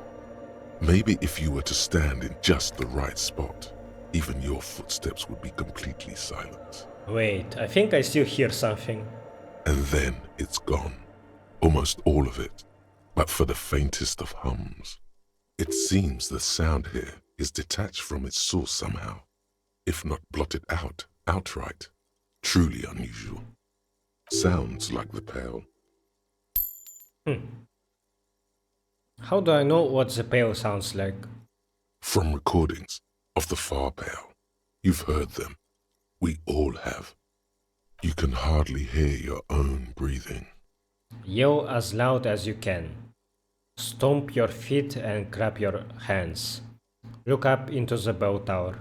The orderly rows of ceiling panels become barely visible, then disappear completely in the darkness of the tower overhead. Red check for perception. Try to see beyond the shadows. Nice. Nice.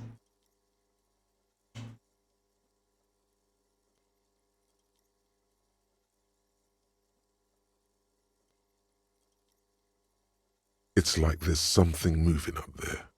A shadow has emerged from the tower and it's making its way toward you through all the other shadows. On the ceiling.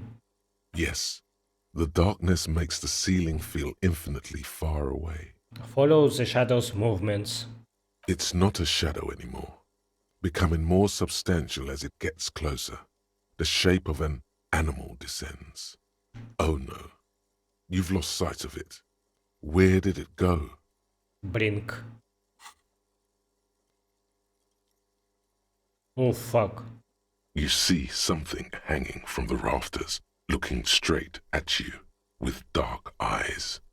Maybe it's possible to talk to it. Creepy. Where is my flashlight?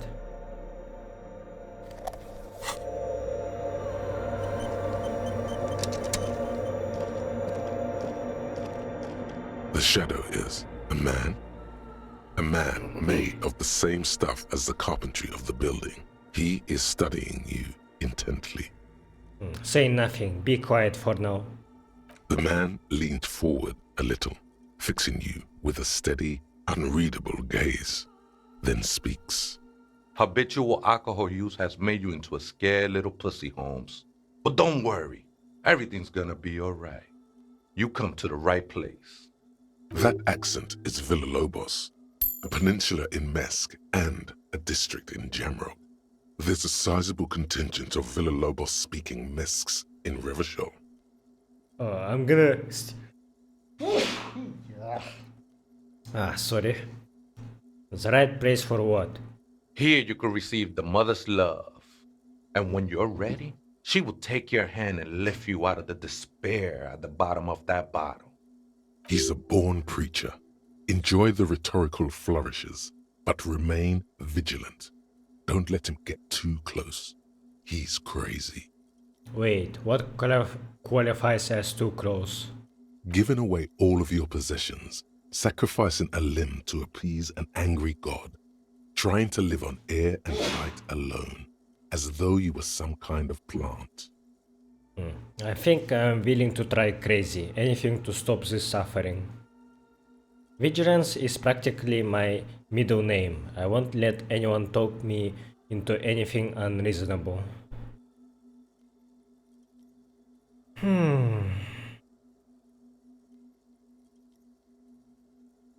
That's right. You've got to watch your own back. Hey, and what was that about the bottle again? You haven't even drank that much lately. Lay off it already. Shish. Yeah, I guess I have a bit of a problem, and it's been getting out of hand lately, but I am a policeman. I need to talk to you about police things. I don't know anything about alcohol use. Ah, hell no, run away. Oh, but I can still talk to you. You come back to face your cocoa demons? Good. You ain't gonna outrun them if you don't drop the bottle. If you do fix my alcoholism problems, then actually I would like that. Why do you keep talking about the alcohol? Está crudo, way. I see deep inside you. Your body and your spirit are suffering greatly from overindulgence, and you don't even know it. Great, more patronizing, so original. I'm very in touch with my suffering. How do you know what I'm feeling? I'm actually here on behalf of some young people looking to establish a nightclub. I was like you once, just dragging my feet to the next bottle. Shit was dark, Holmes.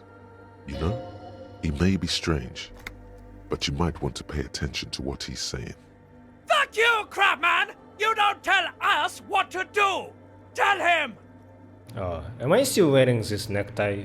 I forgot to took it off. For some reason I feel like you have a point there.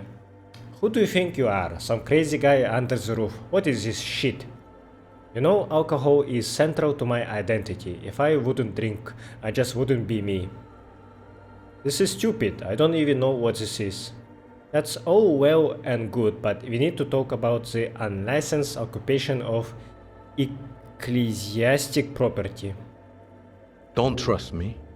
Trust the mother. I'm only the messenger, Holmes. Her voice echoes in the cold air of the church. This is the Church of the Mother of Silence. You are welcome here.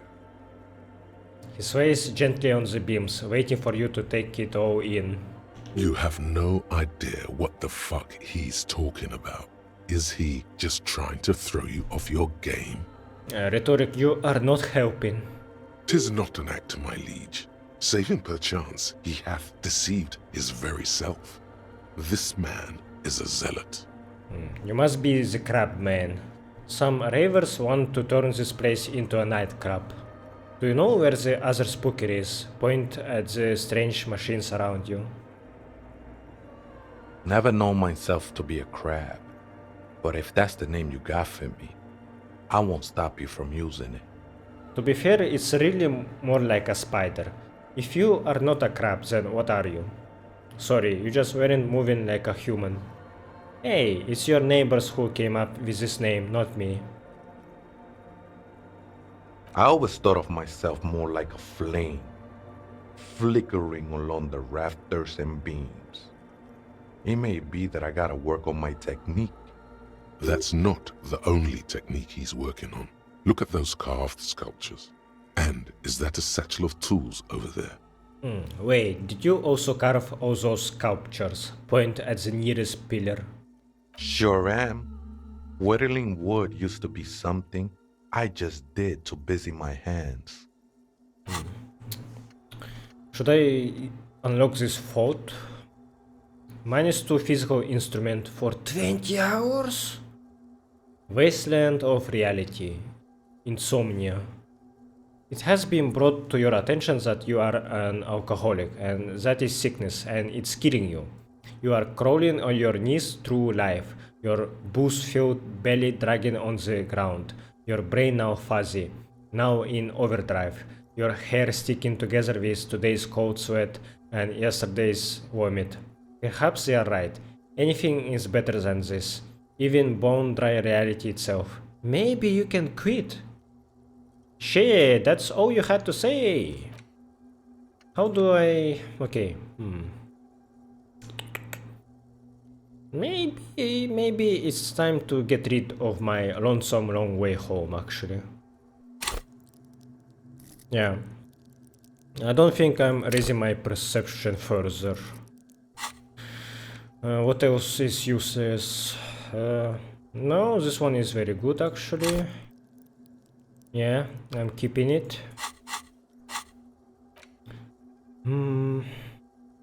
This one is very good as well. Very good, very good. This one...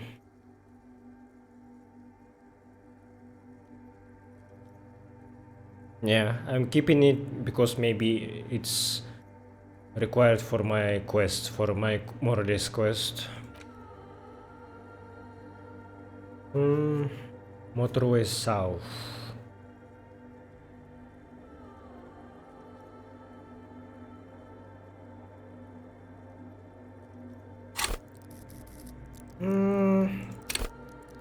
I don't really care about my inland empire that much anymore. I feel like inland empire build is a very common build for other players, so maybe I can just watch someone's playthrough to see how this build goes and just get rid of this fort, because currently I think it's doesn't really doing anything for me. Even lonesome long way home is more useful than this currently. I don't have any intellect checks, I think.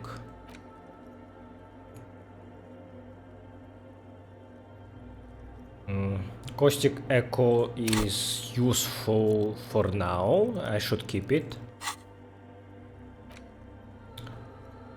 Honor grants.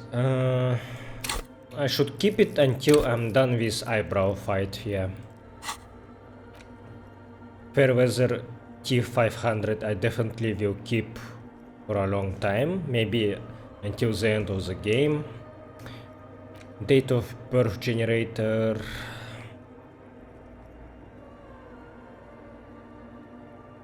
Yeah, I should keep it. -1 difficulty to physique passives is nice, actually, yeah.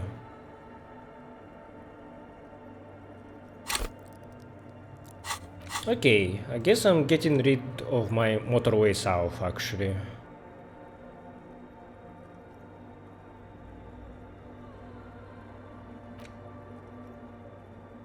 Yeah. And then I can give myself one more point to perception and then get rid of lonesome long way home, yeah.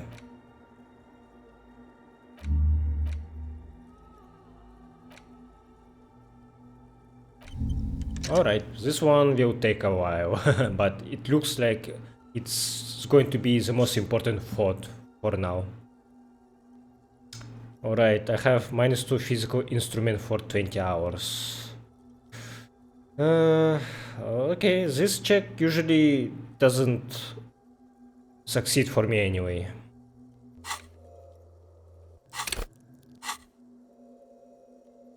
Now I use those same hands in service of something greater than my own restlessness. All right, let's consider the context and meaning here. I see what you have done there. It's as if these figures are trying to become one with the church, or perhaps with the mother herself. You've got some nice curves going there. These seem a tad derivative. You're promoting the objectification of women with your reactionary depiction of female bodies. Honestly, I don't get it. All these figures look half finished. What figures he's even talking about? I don't really see them, honestly.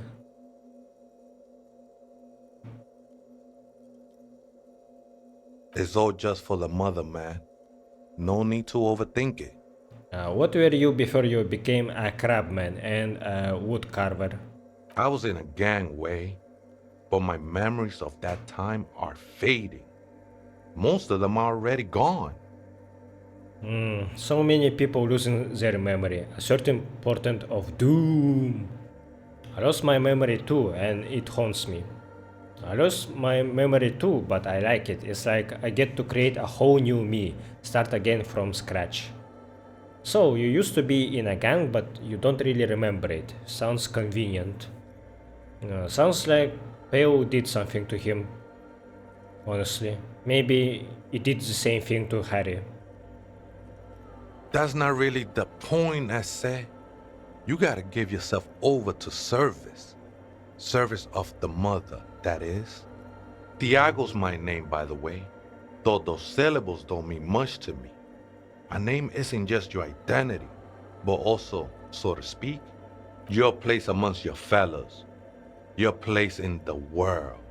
I ain't got no use for such a place anymore. I don't do names either. Names are out. I don't care what mine is. My name is Harrier Dubois, and my place in the world is Lieutenant Double Evrart. My name is Harry. Extend your hand for greeting.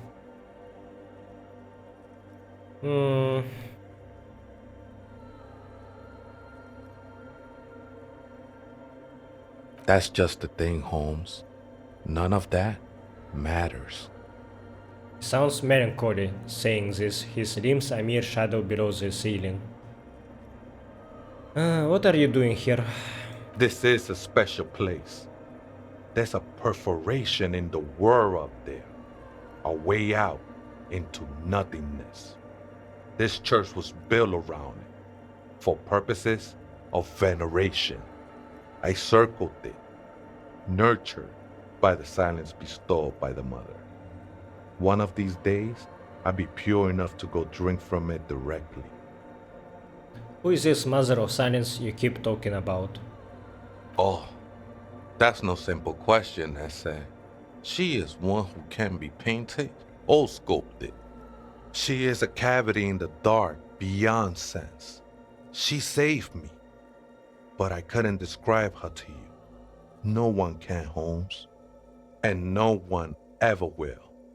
What will happen once you drink from this perforation? I will be incinerated, but not destroyed. Finally, I won with the state of the world before reality began. That sounds a bit like substitution behavior, no? You know a thing or two about that. You sure you didn't just switch one drug for another? It's not like that at all, man. It's just faith and joyful service. Too gleeful, those words. He is lying. Not to you, to his very own self. Faith is a kind of drug. I heard that before, Way. And I know I can't convince you on the spot. But think, when's the last time you woke up from silent communion with a hangover, regretting what you did last night? There are drugs darker than alcohol circling your system. I think love might have been my drug of choice, and I think I'm still hungover from it. She took you for a good spin, huh? Don't worry, bro. That love is but a drop compared to the ocean of the mother's love. The mother will eat all of you and never spit you out. I guess you have a point. Let's agree to disagree. I was being insensitive, sorry, let's move on. I know it will take time. Don't sweat it. I know it will take time. Don't sweat it. Why did you repeat that? I still don't understand what you're doing on the church. In the church. I'm a seraph, Holmes. I sing the mother's glory. Can you sing for me? Sing for me something. It doesn't really make sense for you to sing if she's the mother of silence. Singing is good. We should all sing a bit more.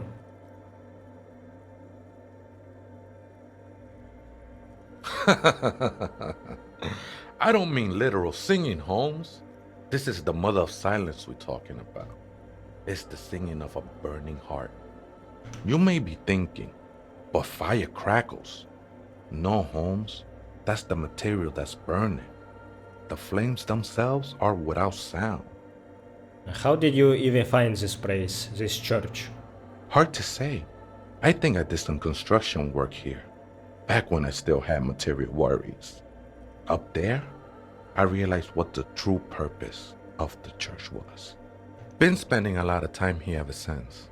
The past is nothing to me now, eh? It didn't belong to me. The sinewy figure lingers on the wooden beams, blending into the shadows. You have been here a long time. Do you know why the church was abandoned? Police raid a while back. Did you see what happened? Not really, or at least I don't remember much of it anymore. The mother's love has done its job. That's what's so great about the mother. It lets you forget about everything. It looks like he truly doesn't remember. There's a vagueness to his sense of time. The ones in the tent outside, right? I see them. Guessing they're the ones who call me a crab. Probably scared of me. Wait, do they have a reason to be scared? Nah, man. They look pretty funny. And I don't harm no one anymore. Anyway. So, what do you think about the nightclub that is? I trust you won't get in way of some enterprising youth. Their business looks promising. Turning a church into a nightclub, I have to say it's a great idea. You should support it. Why not? They wouldn't bother me none. I'm usually way up there, imbibing. Ain't no music on earth that can reach where I go. Might even be nice to have some company. He said that in spite of himself. He's more attached to the human than he'd like to think. The ones in the tent outside, right? Wouldn't bother me none to have them. Might even be nice to have. He said that in spite of himself. He's more attached. Other spooker? Oh, esa viejita es muy estudiosa. Don't know, Holmes. Viejita is grandma? Wait, so there is another person living in the church and it's Viejita. No. I just call her viejita because of her clothes. She's actually quite young. Or maybe not that young. Age is just one of the many masks we wear. Wait, what if it's Ruby? Did it seem like she was hiding in here or running from something? You mean like a fugitive? He glances at the abandoned radio computer on the other side of the nave, pulsing his light. Then he shakes his head. No, man. Quite the opposite. I don't think she cared much about authority or anything else for that matter. Maybe only about her machines. And you don't know where she is? That's what I said, Holmes. How can you not know that when you both live here? Don't really follow her comings and goings. Just see her typing on her computer now and then. We got different interests. So you've got nothing else to tell me? How she looks, what she does, or who she is? I'm afraid not, Acele. You just have to wait until she comes back, or... Okay then, thanks.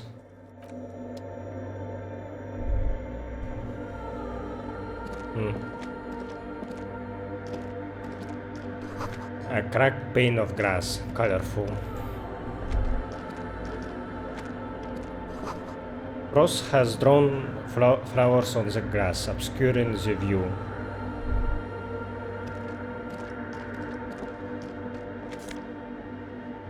Mask banger's silk scarf.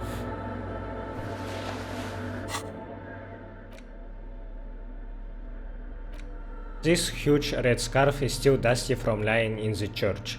A subtle red-on-red embroidery embellishes it with cocky roosters and mask floral motifs. Bangers don't cry. A figure drawn in frost on the window, depicting a deer. Sadly, it's time for me to go to sleep, so I think this episode maybe is too short. Maybe nothing really interesting happened in this one. Maybe I should make a cut here and then continue tomorrow to make it a longer episode. Should I do that?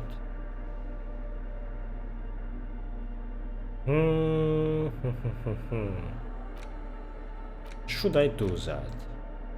Let me think about this a little bit. Yeah, I think I should, because currently I don't really have thumbnail worthy shots. Like, or maybe just use this one showing this guy that to make you see that I talked to him, but I don't know. I think it's a weird spot to end the episode in, so yeah. Let's just continue playing tomorrow, shall we? Okay. It's been 2 days since I played last time, so yeah, you can see that by my growing mustache. Yeah. Couldn't play yesterday, was too tired for that. Alas, let's continue.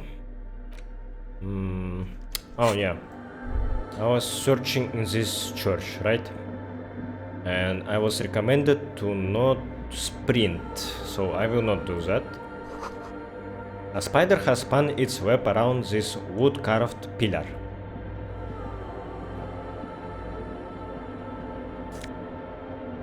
Mask bangers, red brogues. I guess they belong to this guy.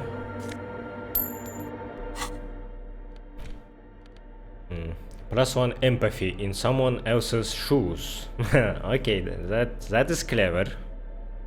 These dapper snakeskin shoes have an almost invisible white flower motif sewn on the tongue.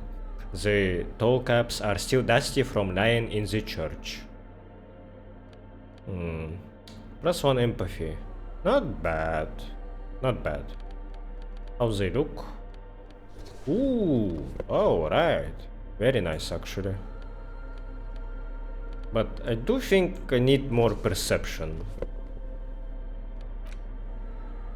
Maybe I even should put 1 more point into my perception, because this... Ooh, yeah, these glasses nerf me a bit, which I don't like. Okay, I think my next point should go to hand-eye coordination, and then perception. And then maybe more encyclopedia, yeah. Or visual calculus. Maybe I should do visual calculus, because then I can replace my jacket with something that looks nicer. Maybe this one? Oh yeah, pinball maker's coat. Yeah, it's pretty good actually. I really like how it looks. Yeah, it's very nice. And I didn't see a lot of Disco Elysium players that were using this one as their main outfit. Okay, too much rambling, let's continue investigating. So I guess this is where Ruby was doing her pale emitter thing, or maybe it was someone else, because that guy mentioned a young woman that looks old. A portable Harmon Wowshi tape recorder. Is it possible it's recording something? Someone siphoning electrical current from outside into this antenna. The antenna, RIM Esker R1, is buzzing with energy. A machine stands in the corner, Watched over by the figures on the stained glass window. It's turned on and quivering with soft electricity. It's a radio computer, right? This is the Ream Prefect, radio computer model number RC7024, equipped with a Feld mainframe and a Ream-compatible interim printer. The Ream Prefect is the governmental version of the commonly used Ream Civic. Although mostly based on the same technology, the Ream Prefect is equipped with better noise attenuation circuits. Better not touch it. Who knows what evils it may hide? Oh, my Inland Empire is so high actually. Is it from my outfits?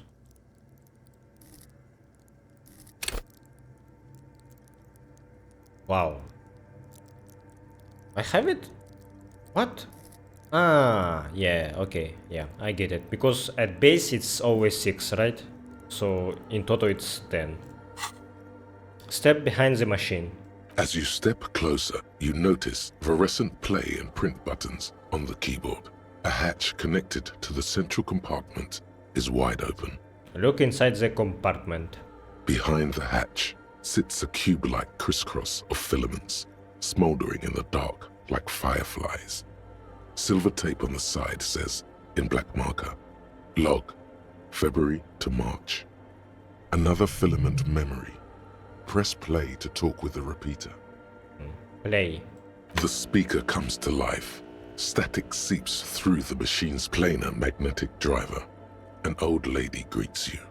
Her voice sounds 100 years old. Good afternoon, Votre accident on Saint-Brun. This is the East Insulindian Repeater Station 1. Please repeat. Is this the personal log? It's the same old woman you spoke with through the radio computer in the doomed commercial area. Yvonne, it's me again. How are you? Good, thank you. Please repeat. Is this the personal log? I looked inside the core, but the tape on the filament just said log February March. Good. Please repeat the password.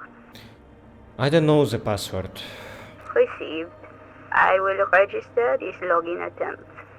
Fortress accident. Is there anything else I can do for you today? Fortress accident, like the one in the doomed commercial area. I have 2 machines registered to this company name in Martinez. One on Saint-Brun, the other on Rue de Saint-Ghislaine. Saint-Brun, that's the church. Rue de Saint-Ghislaine, the doomed commercial area. Anything else I can help you with? Thanks, but I'm finished with this call. Goodbye, Fortress accident. The machine's keyboard is still illuminated, revealing fluorescent play and print buttons. Press print. Nothing happens.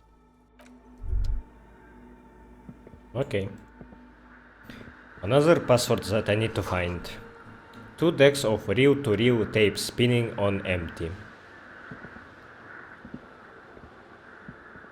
In white, silver, and apricot faience, the young mother of humanism stands above you. A crack runs across her body. She is impossibly tall, oval-faced and sad. A dark and radiant majesty. This is her innocence, Dolores Day. Cradled in her arms are a pair of glowing lungs, clearly visible from underneath her flowing dress. You should kneel. You should kneel. Oh, I thought he wouldn't say that. No. Cold wind seeps in from the crack in the glass. Snowdrifts cover the floorboards at your feet. Above, you feel her multicolored eyes on you, inspecting you, as if under a microscope. Look up. No. No, I'm not your bug. That bitter thought passes through your mind as you stand in the apricot-colored light of the window. The woman keeps smiling, her distant smile above you, sundered by the crack in the glass. How did I know this is the mother of humanism? Despite the damage you've done to yourself, the title appears lodged in your hippocampus. This is her innocence, Dolores Day. The innocence of humanism, internationalism, and the welfare state. Perhaps the most famous human being ever to have lived. No amount of Commodore Red can wipe her sad smile from your brain thing. It has survived the deluge and haunts you still, and will haunt you forever, as it haunts all men. Wait, what exactly is an innocence? The highest category of historic individual, an embodiment of the world spirit. A tyrant? In a way, an innocence is elected to office by the founding party, a precedent that has taken place a mere 6 times in the entirety of history. The legal system of the Real Belt is built from the ground up to accommodate an authentic rule should it coincide with our time. An innocence is infallible. The decisions made by one are not decisions. They are inevitabilities. What would have happened anyway? Only accelerated, packed into decades instead of centuries. An innocence is a continuous, compressed event, a sacred human being. It is an honor and a glory to live when one is in office. Is one in office now? I doubt it. No, we are alone. Okay, when did she rule? 300 years ago, in the wake of the discovery of this Acele, the Insulindian, by explorers from the continent of Muindi. She is, among other things, the innocence of inter-Isolary travel and the connected world. What else do I know about her? Many things. You know she was a woman of the court, the wife of an influential Marchese, and eventually the principal advisor to Irene la Navigateur, Queen of Serene, modern-day Sir Acele. Also that she was gorgeous beyond beauty, draped in ancient sadness. Are you sure you want to remember this bit of historic trivia? Standing under a long, slender form like this, dwarfed? Where is this coming from? The past. It's a silo of sadness, fermenting. You should keep away. No, you must know. If my conceptualization says that... Okay, what else? Was she smart? Terribly. Women of the court were expected to play both contract bridge and chess sufficiently well to prove an interesting challenge to a man. A simple grasp in matters of philosophy, theology, and science was encouraged. She was, by all means, a kept woman. She made the most of her position in the antediluvian court, a court visited by the most prominent thinkers and artists of the day. In secret, she was becoming the era's preeminent philosopher of the state, a scalpel, a piercing gaze. She was an almost preternaturally magnetic and intelligent individual. To her contemporaries, she appeared out of time, a messenger from the future of the species. We all fell in love with her, head over heels. Even before she was declared an innocence, her influence was tremendous. How come? It was on her advice that Irene la Navigateur sponsored a number of voyages into the Pale. A costly, often tragic endeavor, ultimately vindicated by the discovery of the new world, the piece of reality you're standing on. She was crowned 2 years after the first expedition returned, setting in motion what is widely considered the greatest era in history, the DeLorean era. Wow, I don't care. Wow, indeed. When her innocence was declared, and the queen she had advised for years fell on her knees before her, she was so overcome with emotion that her lungs started glowing in her chest. Bystanders reported golden filaments lighting the already sunlit chamber around her, clearly visible beneath her dress. And we can see that depicted in this painting. That is why the lungs are the symbol of love for the cultures of the Real Belt. I want more. As did we all. The lands of the Mesk and the Occident, and even far away Supra-Muindi. Altogether, 21 of the 40 Mundial nations of the time immediately accepted Innocenic rule. even before her crowning. Her crowning? In a city called Advesperaskit in Vesper Messina, her homeland. The name of the city means evening comes, but it happened on a winter's morning, with the canals frozen and slush falling out of the sky.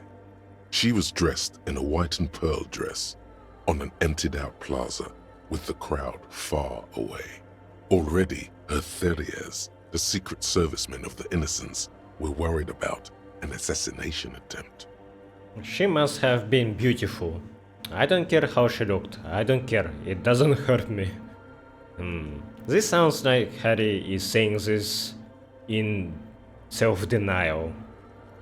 Oh, she was insultingly beautiful. She was humanity's young mother, a perfect mother. It was as if her face and shoulders and hands were covered in a soft down of underfeathers. You know this well, very well. Midwinter snow was beating the cobblestones around her. A small attaché of officials stood by as her Theriers placed a white gold wreath on her head. The crowning was mostly witnessed by secret servicemen. To me, it sounds like Harry's ex-wife looked like Dolores Ray a lot. And her name is Dora, right? So maybe Harry is projecting Dolores... No. Dora on Dolores. Yeah. Dolores to me... Not to me. To Harry means like a symbol of his wife, maybe. That's why he's so obsessed. And then what? One of the men in this secret service killed her 22 years later. A young man who had come to suspect that Dolores Day was not entirely human, but something else. Oh, Dolores Day, not Ray. What? Something that had walked in our midst, watching us stumble for hundreds, if not thousands of years, until it decided to interfere in the course of our history. We were supposed to come up with this ourselves. The man was reported to have screamed at the Innocents. Dolores Day was shot in the chest with a fowling piece 8 times.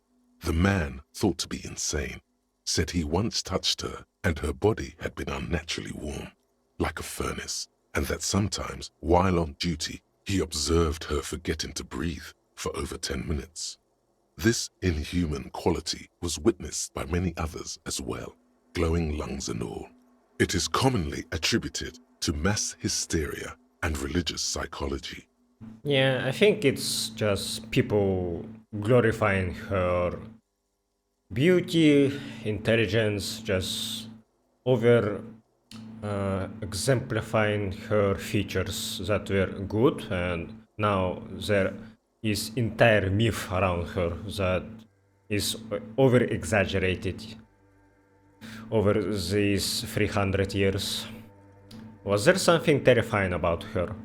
Terrifying is a term too emotionally charged for your semantic memory, or what remains of it. But terrifying, it's a simple word.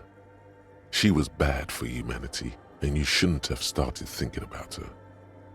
You're right. Time to hit the wording. No, was there something bad about her? I want to know. You already do.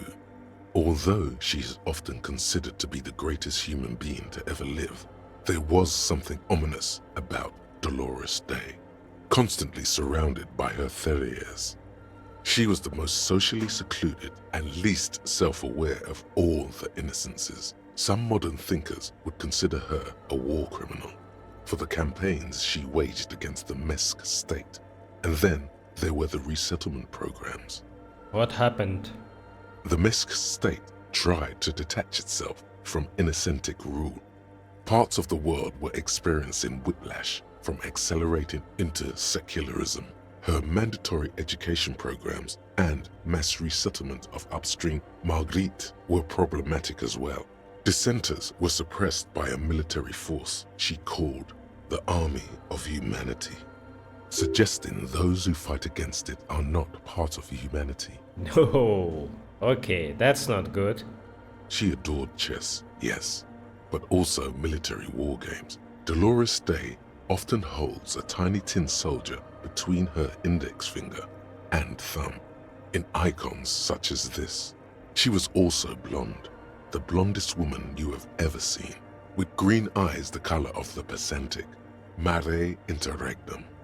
Little is known of her Marchese husband. It's as if he vanished from history after completing his role, which was to introduce Dolores Day to court. In conclusion, yes, there is something lonely, paranoid, and even terrifying that people seldom mention, but feel when they think of her. Interesting. So she was married, and I feel like people felt parasocial love towards Dolores and didn't want to acknowledge that she had a husband, and maybe that husband was forgotten by history on purpose. Maybe he was omitted from every story about her.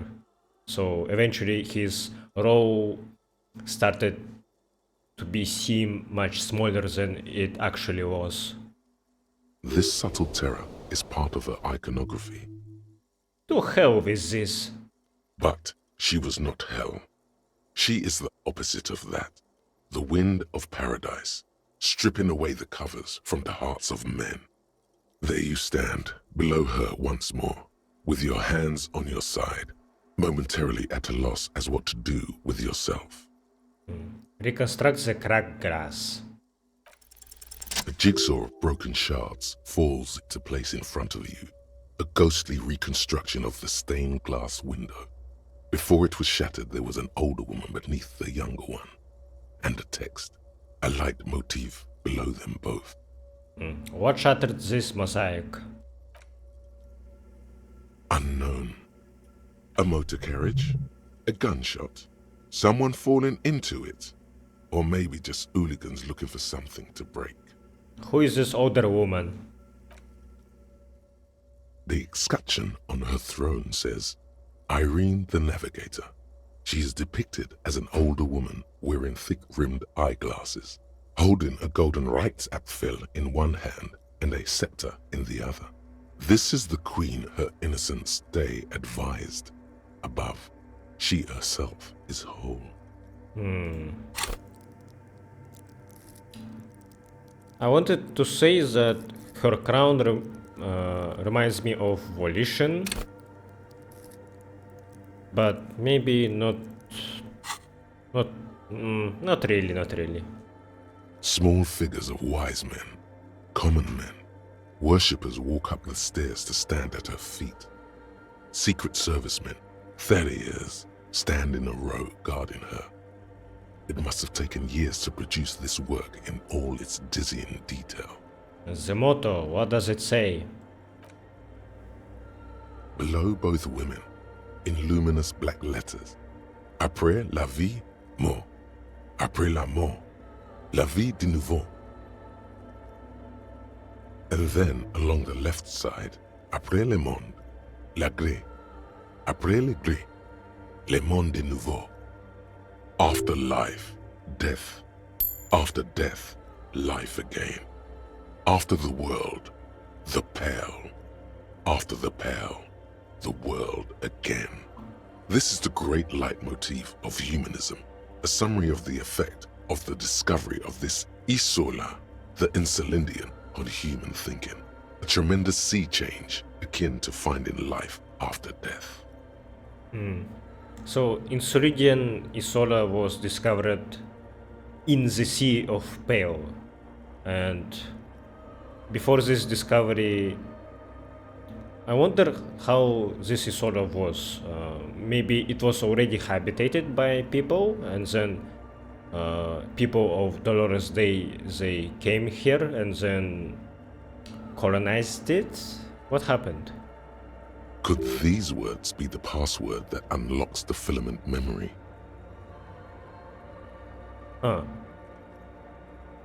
You mean après le monde, le gris, après le gris, le monde de nouveau. Maybe.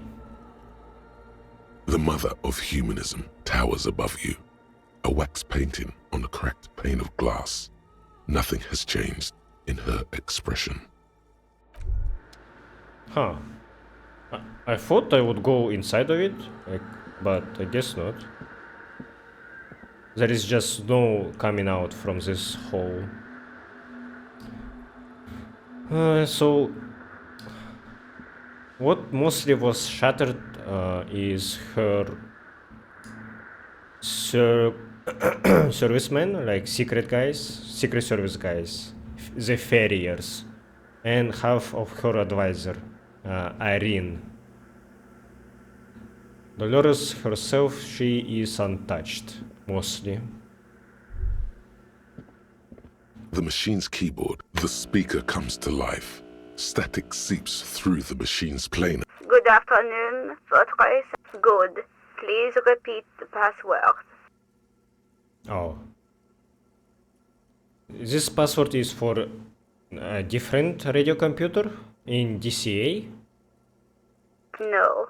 A hint system is not part of the protocol for repeater stations. Oh, that gave me a level up. Nice. Still no. No. Can votre accident? Is there anything else? Good. The machine's keyboard is still illuminated behind the hatch. Another filament. Alright. Not for this computer then. I'm gonna sprint now. Nothing will happen, right? Huh? Did you hear that? I hear something in this spot. Weird. Why here? Is something above me?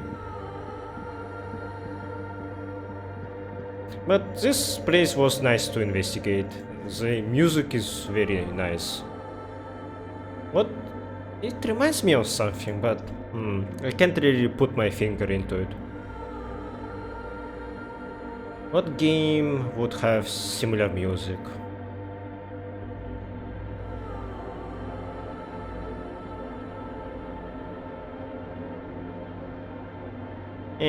I'm giving up. Not gonna waste too much time on thinking about that. Maybe I will remember during editing. And maybe add like a text of what I was thinking. Oh, hey, wait. There's coffee in the back. Oh, wait. I meant the mother's love. Have you by any chance heard the Viejita say the password to her radio computer? Too many times, Acele. You need it for something.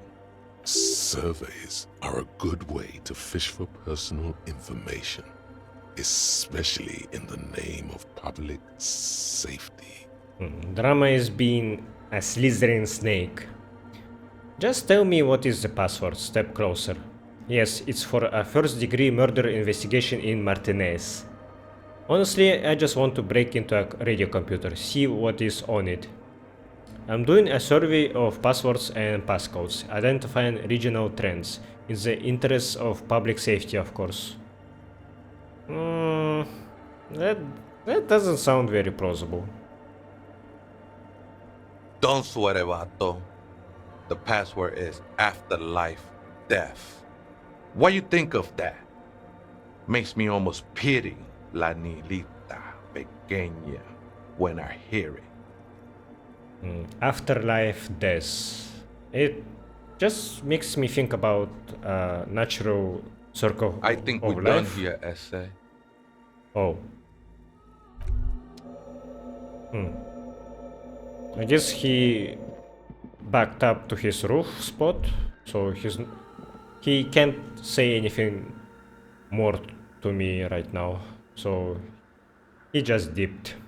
Hey, her Innocence Dolores Day liked little figurines, right? Liked holding little men between her fingers, remember? What? You have the headless Falcon Rider figurine. You should give it to her. Win her back. What? Look around. Win who back? I can't win her back. She's a long dead historical figure. I should. Yes, this is a task of mine now. Don't be so pessimistic. Love doesn't die that easily. This isn't funny. You have a bad feeling about this one. Well, I don't know what else I can do with this figurine, so sure. So very, very, very nifty. Nifty and mysterious. This is surely what the figurines are for. But this is said by my reaction speed, which never talks. It never talked before. So sudden. Oh yeah. I haven't paid Dice Maker, right? So I need to pay her first. I think she said it was like 8 real or something.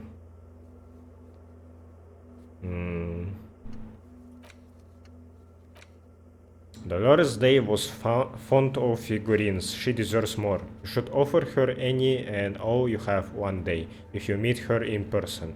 What an odd task to give yourself, but here we are. In person. I thought I would glue this figurine into this glass. The machine's keyboard is still illuminated. The speaker. Good afternoon. Votre accident ensemble. Good. Please repeat the password. Afterlife death. Good. I have unlocked the filament. After ending the call, please press print to access the filament. Votre accident. Is there anything else? Goodbye, votre accident. The machine's keyboard. The printer prints out a long text document with dated paragraphs. It looks a bit like someone's journal. Read the printout. The first entry, made on the 4th of February, 51, by an unknown author, is short and concise. Arrived at the church. The door was boarded up, so I used the crowbar to get inside. Looks like the place has been deserted. Nothing out of the ordinary, but I'll ask around. Need to figure out how to get the electricity in. Read the second entry. 6th of February, 51. Had a little chat with the local fishermen. Said I shouldn't go near that place, that the church was spooky and ridden with narcotics. It's a little spooky, all right. Still haven't figured out the electricity. See? Even one of the spookers themselves says it's unnerving. Read the third entry. 7th of February, 51. Finally got the electricity in. Next on the agenda, a new antenna. I'm thinking ESCA series, something advanced. Read the fourth entry. 8th of February, 51. Bought the antenna, had some problems setting it up. Called Simon for help. Heard the others are back to making art. Drinking somewhere out of town. Sulislav started a rock band again. Lexi has been seen asking money from strangers. But at least the artists have their act together. They're qualified labor. They can get work anywhere. Graphic design, ads. The programmers are doing fine too. I mean, they're programmers. The writers, though, they're fucked. I just have to find out what caused that data loss and be done with it. Still don't understand how it managed to wipe out the backup, when the backup wasn't even connected to the front. I know. Everyone thinks it's impossible. They say I must be lying. I'm here to set it right. She must be talking about her former colleagues from Fortress Accident. They all sound like radio game people. Read the fifth entry. 12th of February, 51. Brought some food from the grocery store. Apparently, there's a strike going on in the harbor. Definitely not happy to see the Martinez people again. Everything's now set up in the church. Going to start working tomorrow, 8 a.m. Read the sixth entry. 25th of February, 51. I've been sending data up to Lintel for a while now, trying to recreate the data loss, but nothing. Didn't even feel like logging in, the disappointment. But I did discover a curious audio-spatial anomaly at the back of the church. I've named it the Swallow. It swallows sound. Need to get some mics. Read the seventh entry. 28th of February, 51. Yes, the first recordings confirm that the swallow is real, and I'm not just losing my mind. It's a pillar of silence, with a diameter of approximately 3 meters. Seems like the higher I go, the less I record. This might be a coincidence, or it could be connected to the data loss that led me here. Wait.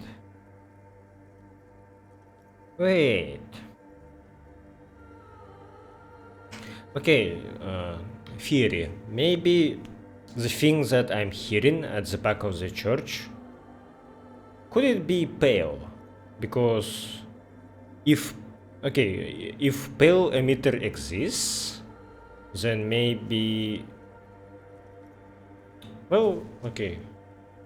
Ruby making a pale emitter kinda weird to me, because how she would do that while being busy with drug trafficking? But I guess she was stuck here for 4 months without able to work because of the strike, so maybe she used that time to invent this pale emitter. Maybe she's an apocalyptic person that believes in the end of the world, and she rather make it happen even earlier. So she's trying to wipe this town from the face of Earth with pale, and then this church is the starting point of this pale, and maybe it spread a bit to the ocean water, and Harry, when he was crashing his car,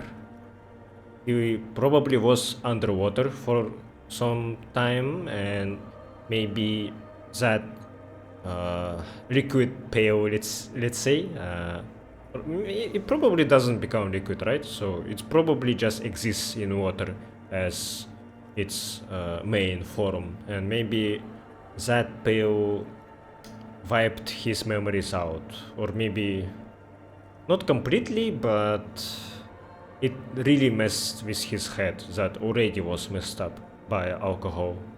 So pale maybe amplified that effect completely. Read the 8th entry. March 51. Some kind of young disco men have appeared next to the church. I've been trying to record the silence to find the epicenter, but now it turns out I've also been capturing the future of dance music, one neo-disco song over and over again. Fortunately, the song is so monotonous, I was able to devise an algorithm to factor it out. The other day, one of the disco men came in. Before I could even say hello, she got scared and left. Good, I don't want anyone distracting me from my work. What is scary is that this woman, she didn't even describe seeing that crabman in the ceiling. So maybe she worked here without knowing that he lives here. Read the 9th entry. March 51. I got a call from the repeater station. Someone has tried to access the radio computer in our old office in Martinez. Can't do anything about it. The storekeeper still doesn't want to let me inside the building. Thinks I'm part of some kind of curse. How Martinez of her. Oh shit. This happened recently. I'm feeling like I'm gonna get caught in the act, that she will appear behind me. Read the 10th entry. March 51. A new 2-meter aux cable. Noodles, crackers, ping energy drinks, water, toothpaste, gum. Also some canned air. Your reading is interrupted by the sound of the church door opening. Of course. A strange woman makes straight for the radio computer. Hello. Your portrait looks like you are unhinged and a little bit. What the hell? Are you even going to acknowledge me? Breaking into my radio computer, I see. She glares at you as she holds down the off button for several seconds. The machine reboots. Yes, you are breaking in, but not into her radio computer. You're a master circuit bender. I can assure you, I am an expert circuit bender. I'm not breaking into your computer. I'm using it to access coalition military data links. I'm looking for a suspect in a murder investigation. I thought they might be hiding here. I am with RCM, you see? I'm here on a side case, representing certain music venue organizers. I am with the RCM, you see? I'm not just breaking in, I'm pursuing a mysterious lead in search of my lost identity. I kinda wanna say this one. Maybe she will have clues about my memory loss. You won't find any answers from here. She barely looks up from the keyboard. You hear the machine veer back to life. It's just me and my computer, and it has been this way for weeks. Now please give me some room. I need 2 seconds to see that you haven't destroyed anything.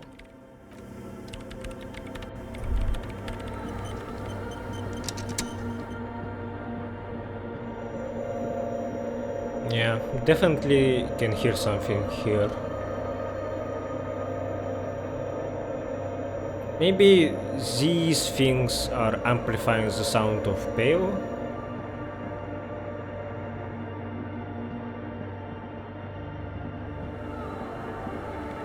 What is it? The woman is still hunched over the keyboard, gently illuminated by the purring machine. I didn't break anything, did I? No, you just printed out my personal log and wasted some paper. It does not look like a big loss to her. Hey, are you the lead programmer of Viral Untethered by any chance? Yes.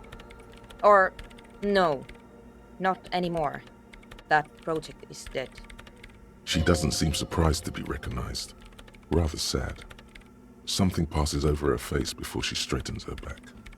Sorry, but who are you? What are you doing here?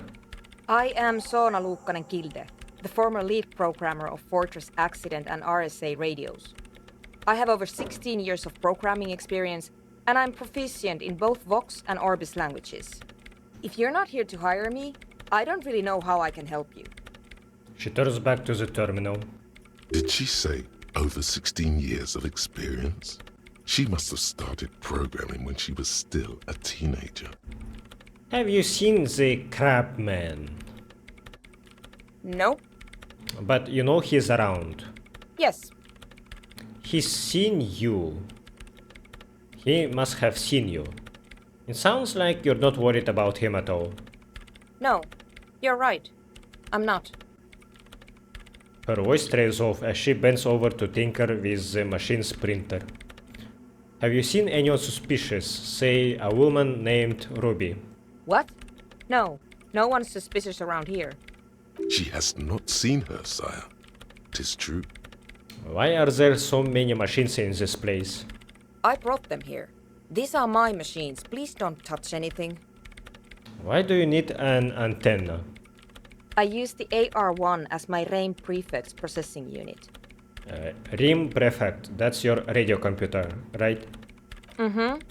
And that antenna is its processing unit. Yes? You really don't know anything about radio computers, do you? She has stopped working now. No, I am a master circuit bender. I know everything. Not really. I know a little. I don't really know much about anything in this world, to be honest. All right. Well, all radio computers perform operations up on air. So in order to gain more processing power, you need to invest in a good antenna. Wait, what is on air? On the front, the unified front of radio waves, licensed and controlled by Lintel in the East Insulindic region. It's all around us. That's what on air means. Like love. And the AR1, is it a good antenna? I guess it is. So far I've been quite satisfied with it. Martinez is an unstable region with bad coverage, and the operation has been surprisingly stable. But it's not the cheapest one on the market, so I wouldn't recommend it for your regular red tape operations. Fraser 1000 is a foolproof line for civilians. Anyway, you should do some research before you decide to buy anything. Ask around, compare the prices. There are many milieux dedicated to that sort of thing. She liked telling me this. It calmed her nerves. What are you doing with your radio computer? I'm working. The machine seems almost alien with its pulsing core, the light casting her face in a strange shadow. Working on what? Could you just shh for a moment? Or get to the point. I really need to focus on something. It's not just rudeness. It really is hard to concentrate on whatever she needs to do, and you're not helping. Right, I will try not to touch anything. Next question. Actually, I think if I say this, I may miss other questions. Isn't your RAM Prefect radio computer made exclusively for the government use? So you do know something about computers. You're right. Prefect is used mostly by the government peeps. And you work for the government? No, I don't. So why do you have it? Because I needed something good for my investigation, and Reims Civic is widely agreed to be below all standards, so I had to upgrade. Besides, owning a Reims Prefect isn't such a big deal anymore. No, actually, it is kind of a big deal. You don't see Ream Prefects in every police department, for example. How did you get your hands on it? I know a friend of a friend who used to freelance for the Coalition.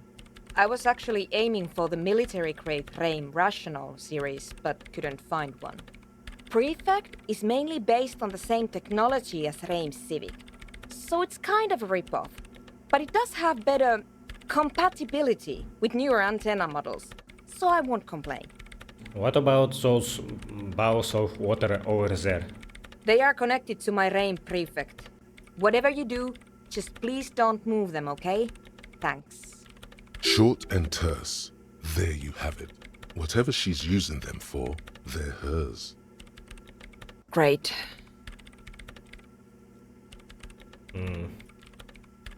What are you doing in abandoned church? You really like those questions, don't you? There's a hint of amusement in her tired eyes. I am a police officer, it's my job to ask questions. You are occupying a public place, I need to know what you're doing here. There have been complaints from your neighbors. I need to make sure you're not hiding anyone here. I'm conducting scientific research here. You can't throw me out. She says, ready to stand her ground. What research? I'm looking for the location of a 2mm hole in the world. Wait, what? She's looking for a disruption in the radio waves. That's what her personal log said. Is the hole connected to the data loss in your journal? Yeah, maybe Pale also affects journals, like data. Yes, that's what led me here. But I suspect it might be something a bit more complicated than that. A hole in the world. What does that mean exactly? Exactly. What does it mean? Up to now, it has been impossible to say what it is because it's impossible to measure nothing. What do you think it is? What qualities does nothing have? How do you measure something that does not exist? She's suddenly absorbed in the conversation, waiting for your answer. Easy. You measure it by the world around it. Hold on a moment. Does it mean we are now living in a world that has holes in it? I don't know. Are we? That's what I'm trying to figure out here. But how do I figure it out? You measure it by collecting data on its surroundings, on that which exists. I can't even understand how we are talking about something that doesn't exist, let alone measure it. I don't know, I'm not here for some science. I just want to solve a murder so I can go home. Harry, do you even have a home? Exactly. Very true. That's what I've been aiming for. That's why I have those basins. I've tried using hydro transducers to record the silence, to find out where it begins. Hydro transducers. So that's what those water basins are. Devices for recording sound through water. But honestly, it's not progressing very well. She grows silent, staring at her circle of basins. It looks like some ancient ritual. Do you have any idea where this hole might be located? Somewhere underneath those roof beams, I assume. She looks up, eyes trying to pierce the pitch-black heights above, but without much success. Only a faint crisscross of rafters can be made out from the dark, most of the tower disappearing into the shade. Strange things may flourish in the dark. Why is there? There's this place at the back of the church, a place where all audible vibrations seem to decease. I've named it the Swallow, and the higher you go, the less you record. This is where the Crabman lives. I know. You don't think Crabman might be somehow responsible here? No, I don't. She sounds mildly annoyed by this line of questioning, her hands typing hundreds of commands into the machine. You said that the research isn't going well. Why not? Because it's just trial and error, trying to locate the Swallow, the exact point in space. And I don't have a... You know what? It would be really helpful if you could just stop talking and let me work. That's all I wanted to know about the scary 2mm hole in the world for now. Great. Thanks.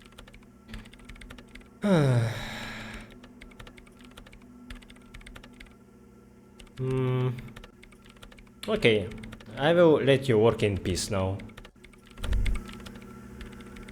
I will talk to her later. It feels like I shouldn't disturb her with all the questions at once. I could ask them later, maybe with Kim. Okay. I think I should go and try to shave. And then I should go and see if I can grab my new dice.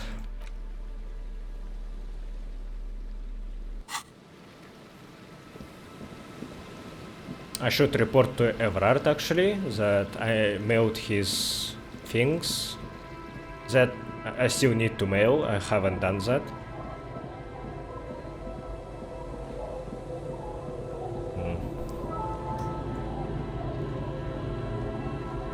Our tenant, the policeman. What more do you want to know about? Yes. Alright, so Ruby, she's another radio specialist, and this woman, I already forgot how she was called. Soona? She is a different expert, so I need to keep that in mind. That there are several of them. I just see one clue coinciding with other one and try to force them together, and once I see one person that fits the description, I try to suspect them, and that's not a good thing to do for an officer. Like, I was so fucking suspicious of Crassier, and I still am, but I was piling all evidence on her, that she was the one that killed the mercenary, she was the drug trafficker. What else? Maybe she was the one who had access to that key. I'm not sure about that actually. The key that unlocks the blue kitchen door. Yeah, still not sure if it was her. Ruby seems to fit the description better. But it's still possible that it isn't her. Because of shoe size. No, not shoe size. Boot prints difference.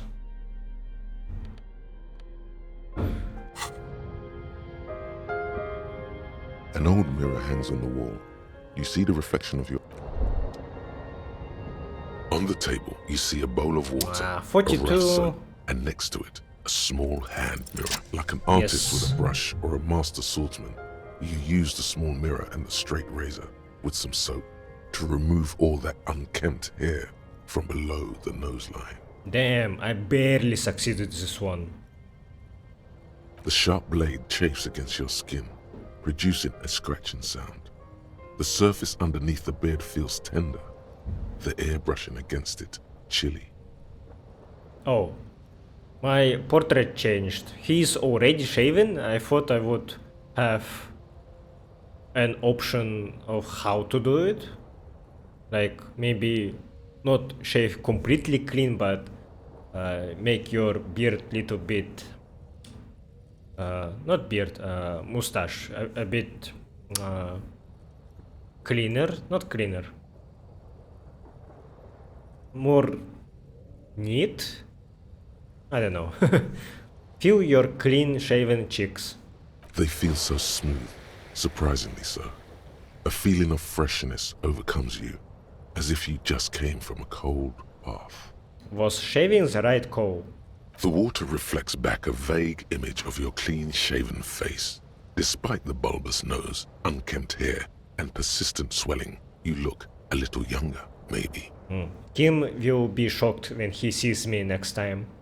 You almost look like a professional. Right. Oh, I do look younger. I think what is not represented well in the portrait is that his hair is long in the back, as you can see in his 3D model, but on the portrait it doesn't really represent how long it is.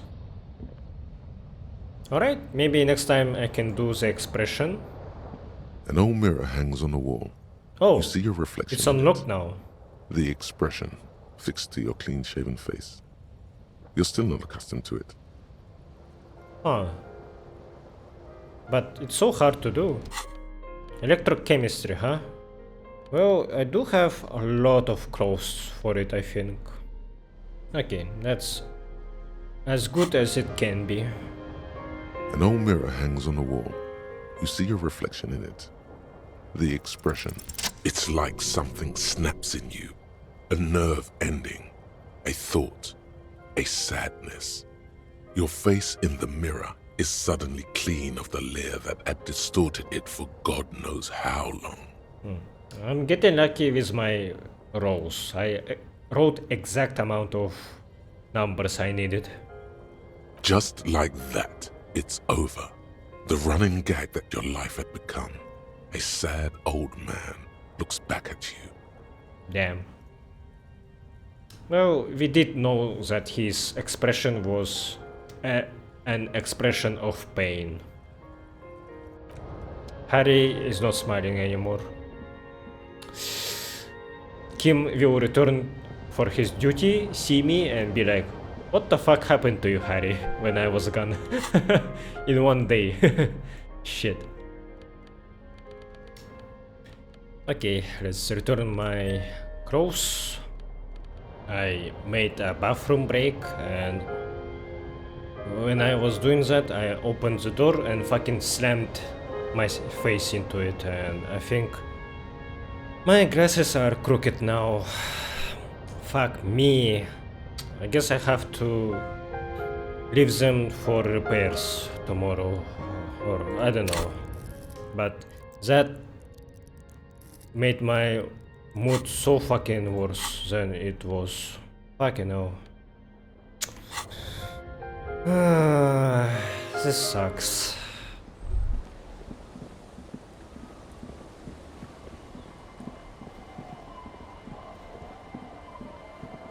That happened to my previous glasses as well, and actually they became crooked not because I slammed myself, but I think I maybe sit on them.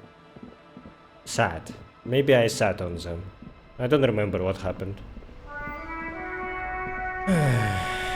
Fucking hell.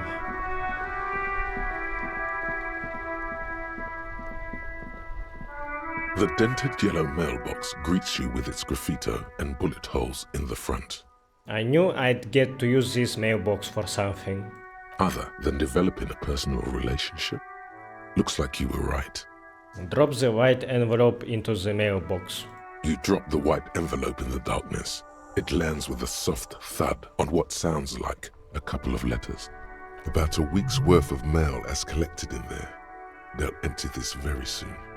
Probably did the right thing. You can't trust that slug, Evrart. You know he's going to play you somehow. Yep. Oh yeah, I now have a password, right? Tiles on the cube are still smoldering. Cart the speaker. Good afternoon. Please repeat. Is this the good? Please repeat the password. Good. I've unlocked the production. Fortress Accident. Thank you.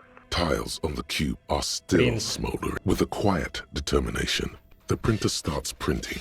A piece of paper unfolding like a handheld fan. A black crisscross of letters covers its surface. Read the printout. It's a project report written by the lead producer, Andrew Andy Schott, about Whirl Untethered, a radio game developed by Studio Fortress Accident. The first few pages give an overview of the capital and workforce, while the rest of it seems to be a production schedule. Read about capital. I want to know about money. In its short time of existence, Fortress Accident SCA managed to burn through truly insane amounts of money. The first tranche of seed financing brought in 150,000 Ria, but then came the delays. Eventually, the damage reached 400,000 Ria, with only half of the game finished. Gosh, where did they get all this money? Let's just say it was a real adventure for their Egonian investor. Egonia, a godforsaken and tiny territory in Grad, that has not once but twice wasted its independence on microfascism. The less said about Egonia, the better. Matter of fact, let's stop saying things about it right now and continue what we were doing. Read about the workforce. Who works there how long? Fortress Accident employed 18 people, the bulk of the team composed of writers and concept artists. There were also radio programmers, sound engineers, a CEO, 2 marketing experts, and a single overburdened producer who developed a habit of popping Pyrrolidon in the basement to escape his obligations. Why did Fortress Accident have so many concept artists? Wait, why did a radio game need so many artists? It didn't.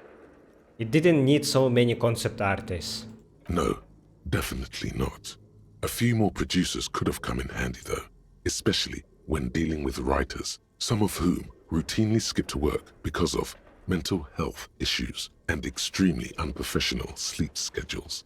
One of them even managed to steal some valuable company property before skipping town for good. Skim through the production schedule, whatever it is. The production schedule depicts their glorious descent into bankruptcy. Because of the concept artists. Not the concept artists. It wasn't even the writers, with their panic attacks and 3-hour lunches. It was impossible not to fail. The project was too large, and no amount of money could satiate the ever-expanding ambitions of the development team. They tried to make a 4 million Rial game with 400,000 in their bank account. They thought they could bridge the gap with pure willpower and imagination. They couldn't. I could have bridged the gap. So they were done in by their own ambition. No. Even then, success remained within an ever-narrowing margin of possibility that, despite everything, never entirely disappeared. That is, until they discovered the Valley of the Heads. That sounds bad. No, it was good. Too good. At the 11th hour, the lead designer, Jimsk-born Sulisław Jalisa, decided that what Whirl Untethered needed was a secret mystical location at the extreme edge of the map. This place was to be the Valley of the Heads, where the heads of all the headless constructs could be found. The player would have been able to choose a head for their headless party member, and each head would have been voiced on air by a professional actor. This is some insane shit. Who were these people? The world had never seen their kind before, and might never again. How many heads were there? So many. The last count, there were approximately 10,000 heads for 10,000 headless men, all of which could be endlessly recombined. What the fuck? How many combinations could you make out of that? Do you really want to know? There seems to be a calculation here, but it may take a while. Yeah, how bad could it be?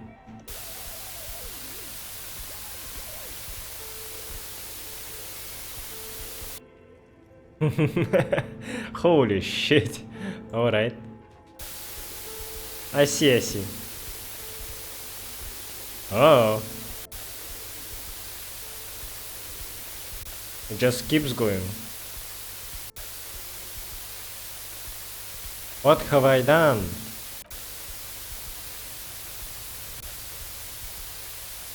What if you broke the radio computer? What if it's never going to stop? Please stop. Okay, so what did they mean? And that's it. Well, yeah, that and the catastrophic data loss. This must be the anomaly Soona mentioned in the church log. On the nature of the data loss, there's ominously little information in the production log. It comes at the very end where things get fuzzy and dark, where tables and numbers seem to vanish into an eerie nothingness before the Egonian investors pulled the plug. What is clear is that one day an unidentified numeric anomaly occurred on the East Insulindian lintel front, just as the Wirral Untethered project was being compiled that day. And the anomaly caused all the data to get lost in the air. When the project was returned, it was completely blank. The team spent weeks on the phone with Lintel, the service provider, but despite their diagnostics, they could never produce a satisfactory explanation or pay for the loss. What? They lost the whole game and wouldn't even pay for it? Wasn't there a copy of the game, a backup? Mysteriously enough, it seems that the off-site copy happened to be on-site when the catastrophic data loss occurred. It was the lead programmer's responsibility to oversee weekly maintenance of the off-site copy and, well, keep it off-site. An explanatory note from the lead programmer has been attached. What does it say? S. Luukinen Kilda, the lead programmer of Fortress Accident. The off-site copy was on-site because there was no off-site anymore. Not for me, not after 8 months of crunch. I didn't have a home anymore, so I started keeping it in the basement in the ice bear refrigerator near where I went to sleep. It was perfectly safe there. The temperature conditions were optimal. Seems like a perfectly reasonable explanation. It's not very convincing, is it? That's not what her colleagues thought. Is there anything else from this lead programmer? The production schedule ends with a few random notes that seem to be added sometime later. Read the notes at the end. 4 months later, by an unknown author. I am the only one left, and it's gotten rather damp here. A few other businesses have gone under, too. Slipstream switched to making skis, and the hairdressers just left, cursing Martinez. They're right, though. Something's seriously wrong with this place. Martinez, all of it. Still haven't got an answer from Lintel about what happened. All I could get were the physical coordinates of the error on the East Insulindian front on that day. Since the computation happened on air, I reckoned it had to coincide with an actually existing location. I have compared the coordinates to a map of Revachol West. Turns out it's only 800 meters from here. The address is Saint-Brun 1147. I am going there to look this thing in the eye. Tear off the printout and throw it away. Tiles on the cube are still smoldering, casting the framework in a soft glow. Fluorescent play and print keys shine on the keyboard. Remove the production schedule. The filament slides out of its glowing nest.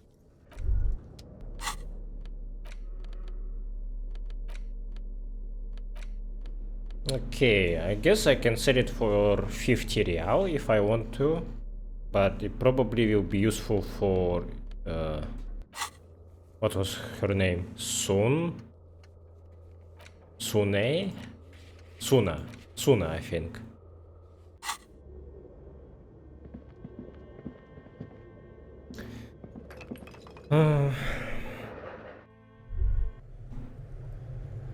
Not here.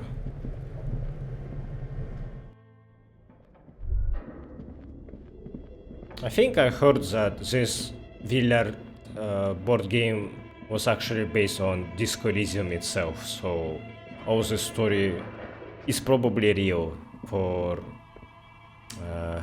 some of its details. Oh, it's you again. Are you looking for a die? You didn't even give me the one that I ordered. Where is it? Where is my die? Oh, it's you again. I'm sorry. I'm a bit overloaded just now, so I can only produce one die per customer.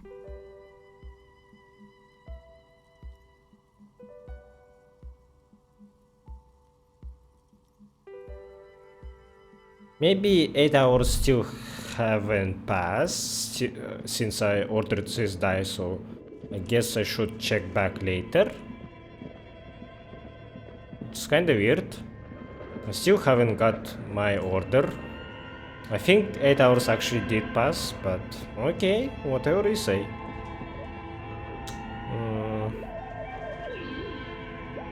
Maybe she wasn't working in the night, so maybe 8 hours still haven't passed for her because of that. Oh yeah, let's buy books. The ones that are curious, I guess. A small mountain of colorful board game boxes. There are numerous types of... Viral game is actually very expensive. I'm not gonna get it for now. Shelves filled to the...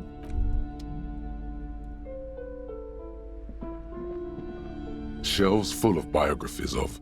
A true cultural touchstone. Enjoy the read. This bookstore is not strictly about crime. Indeed. Something about that book does seem to have spoken to you. Well, I hope it contains what you're looking for. I probably will read them at night. Should I read Heimdall books as well? The display rack is brimming with worn paperbacks featuring an extremely muscular, sword-wielding barbarian. Well, let's buy one of them. It is a bestseller for a reason. Yeah, other one is too expensive. Not that rich for now.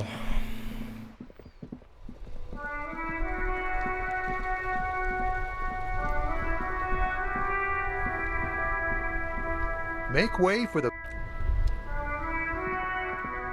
Let's buy some healing items as well. You see several the packages are small, discreet, sloppily stacked, making them easier to take unnoticed. No need to worry about knocking over a display. I guess I can try stealing this raincoat and see what this red check will do if I fail. Savoir-faire, huh? Do I have anything that gives plus to it? Minus...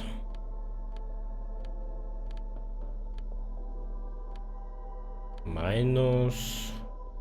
Minus? What the fuck? Everything gives minus to savoir-faire. This one gives plus actually.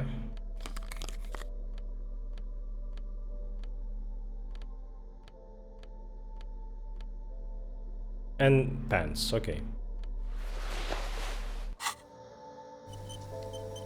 You see several packaged raincoats.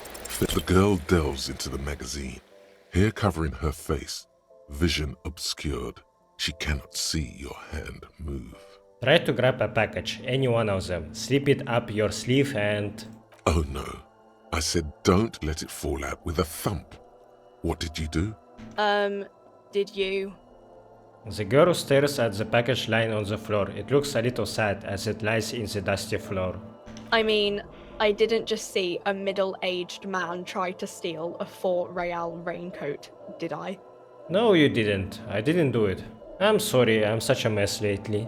Don't judge me. I needed it for an official police investigation. The clerk stares at you, but doesn't say a thing for a moment or two.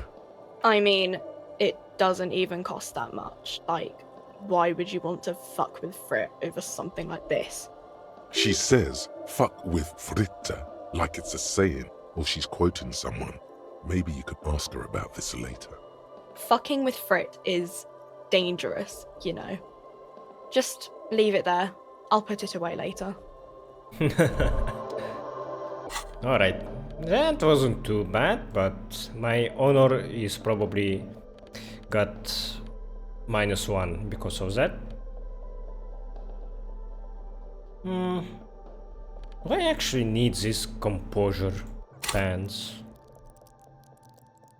I don't really care about my composure, right? At the moment, at least.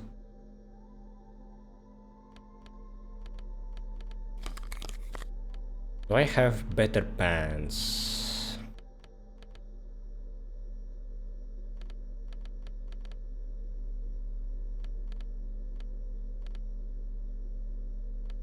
Not really.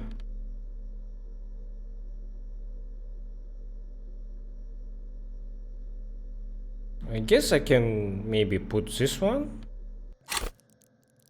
Composure and savoir-faire doesn't really speak anyway to me. Half-Light sometimes speaks.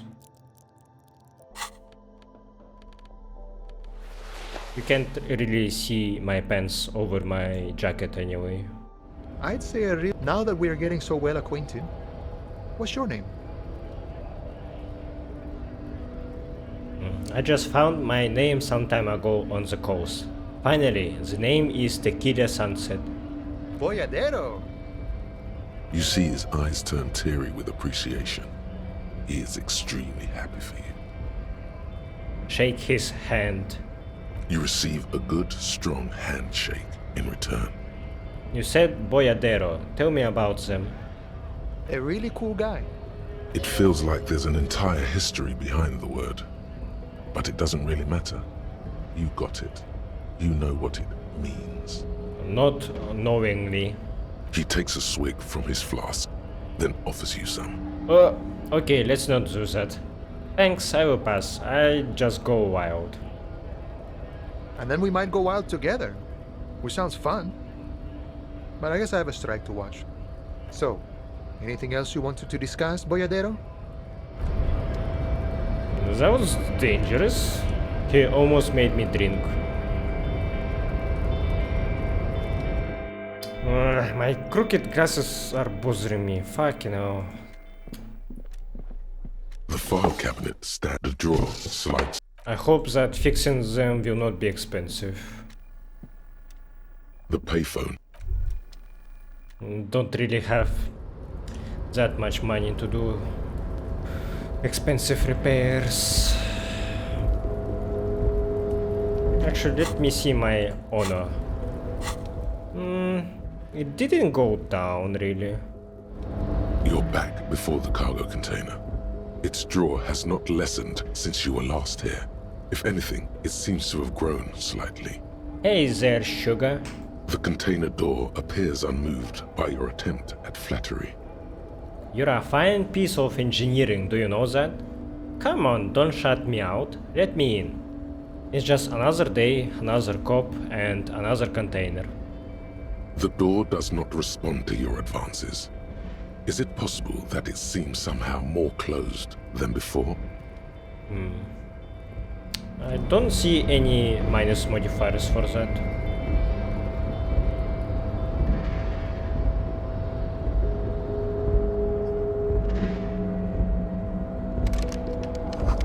The mask of oil and rust comes from the chasm in front of you. Smells like blood.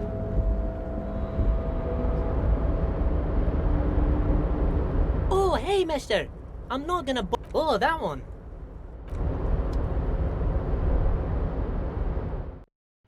Mr. Dubois.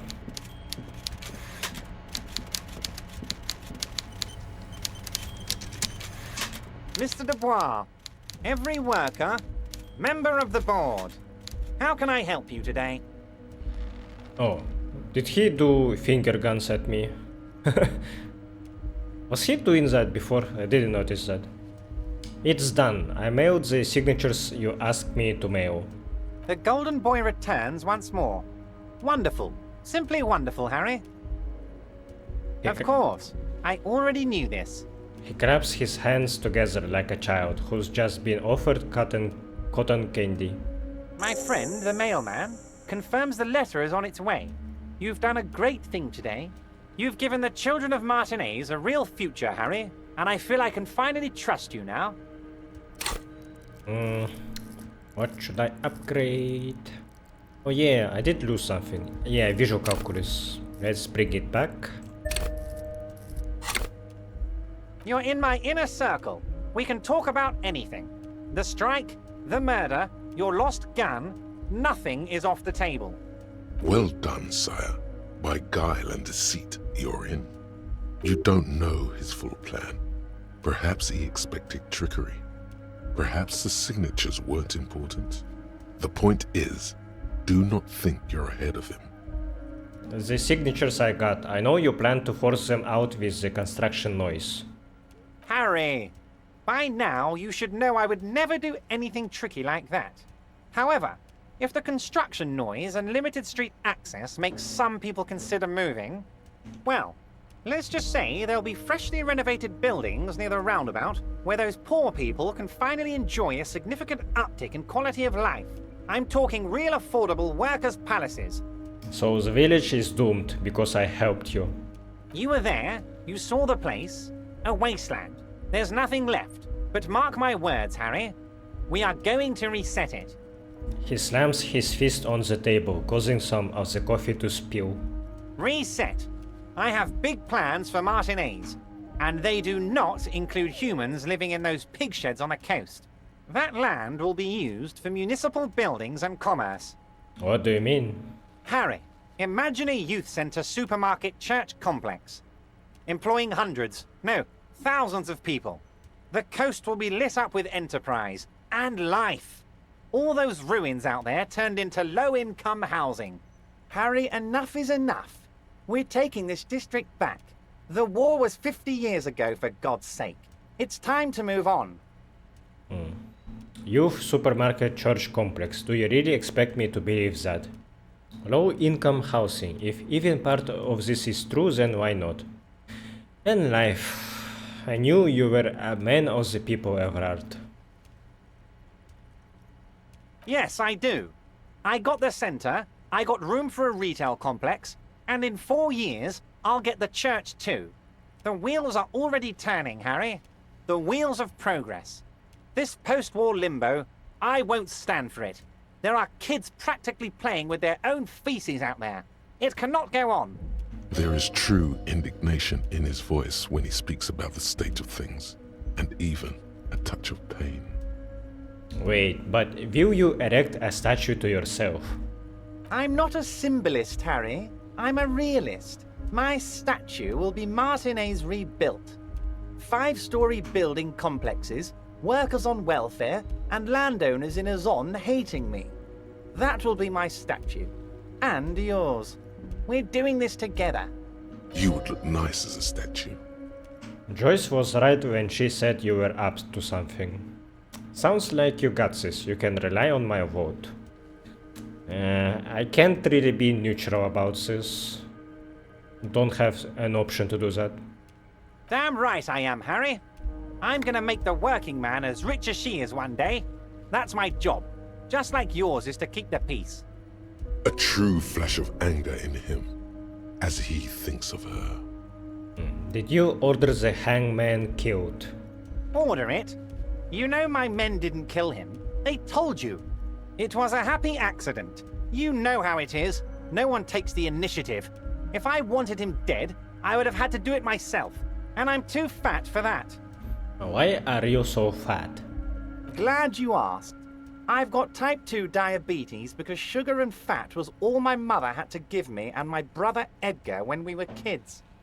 Good job too, as it made me ugly.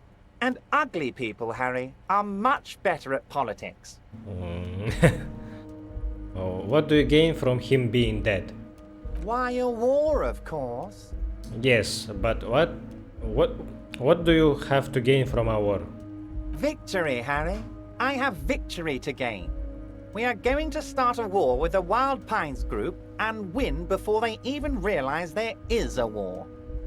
Have you ever heard what two giant race hornets can do to an entire colony of bees? They destroy it.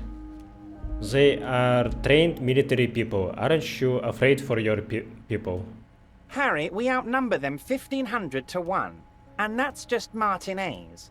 With all the unions in Revachol, and with public opinion on our side, we can hold off 2 men, or 15 men, or even 50 men. The more they send, the worse it's going to look for them. They made a huge mistake hiring those guys. No one likes foreign mercenaries. The leftists hate them, the fascists hate them, even the moralists think they're in bad taste. How is this connected to the strike? Harry, there is no strike, only war. Class war.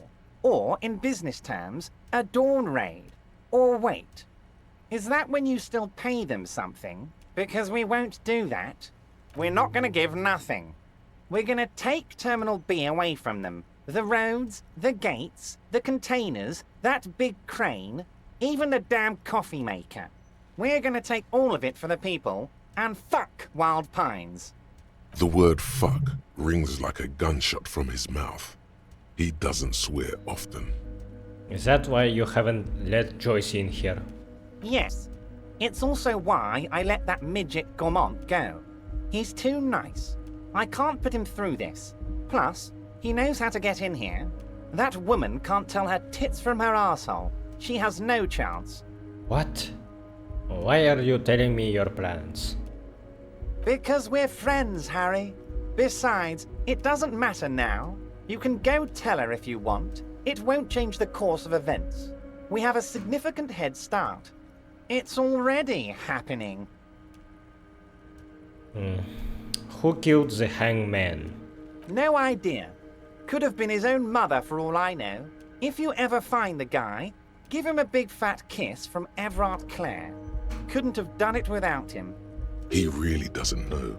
How do you know it's a guy? I don't. I told you it could have been his own mother. I'm pretty sure it wasn't anyone from the Union. Maybe it was the mob. Or maybe he killed himself because he was a closet socialist. Truth is, I simply don't know. He really doesn't. How many of you guys are there in the Union? 2,372. Plus yours truly, of course. 2,373 is a sizable contingent for a labor organization in Revachol. And they're all well motivated, at least the ones you've seen. How are you going to fund your new independent harbor? Oh, you mean what sort of goods are going to be flowing through? How am I going to replace all the contacts we'll lose once the poo-poo hits the fan? The clients will ditch us. Harry, we've thought of everything. Clients would take a well-known multinational conglomerate over a local mobster any day.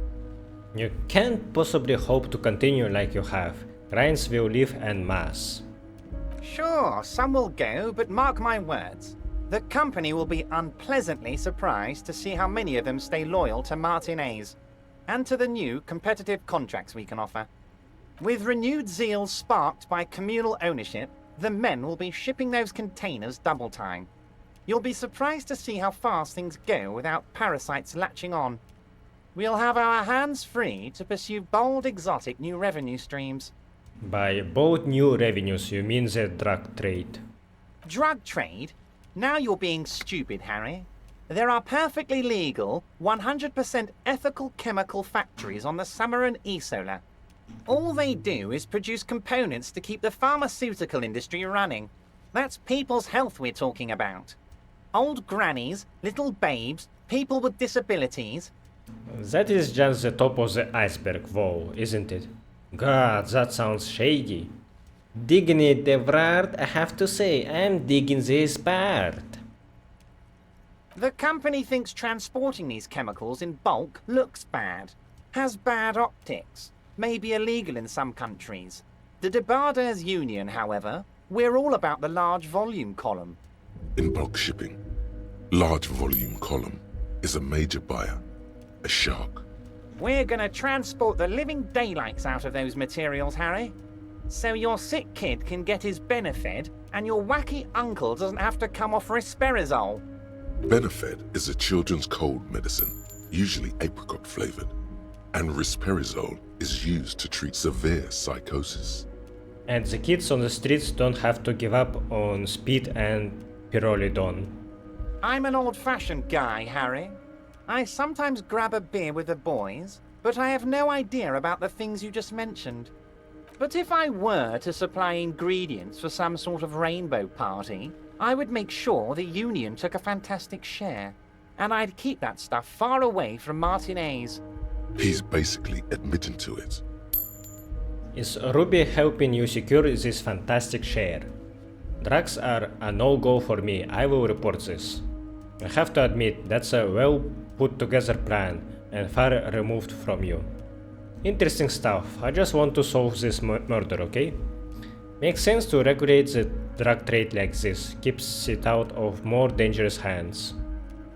Harry, if I was supplying raw materials to drug manufacturers, I would need an army of rubies. Okay, so that's basically his system here.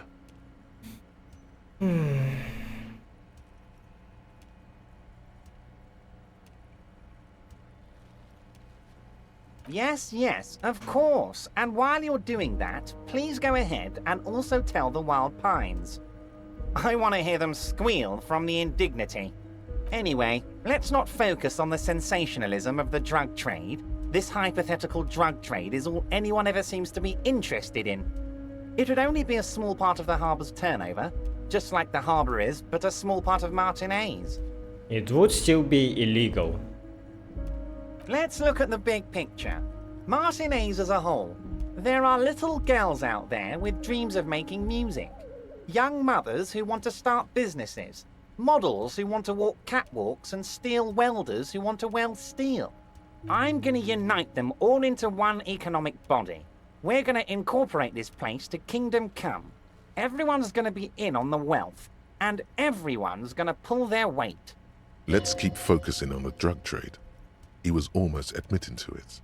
Hold on, I don't want to look at the big picture, I want to look at the drug trade you almost admitted to. Well, I mean, if it has the word incorporate in it, then I like it, I am a money guy. That is very ambitious, I love what you are doing for the working man. I'm not feeling a whole lot of Reva show here, not enough flags or kings. Honestly, it's not my place to judge or express an opinion. Moralist path, sometimes it's just...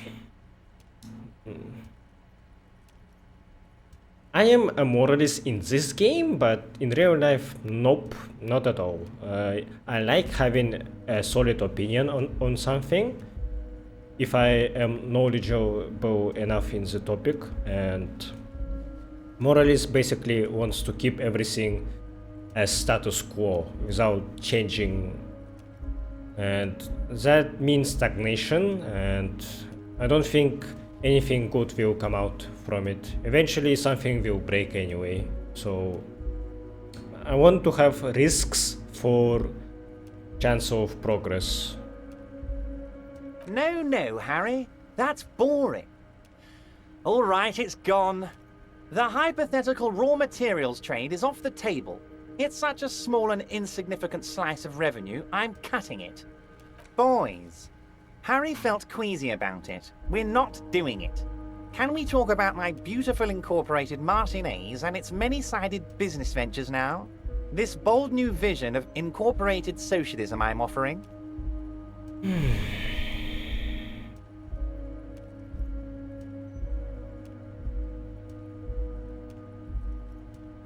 Yeah, but honestly, out of these options, the moralist one is the only one that, for me, is not offensive enough.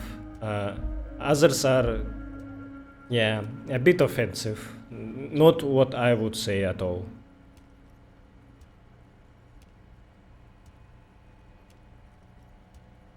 Harry, the length you're willing to go to keep your nose clean is remarkable.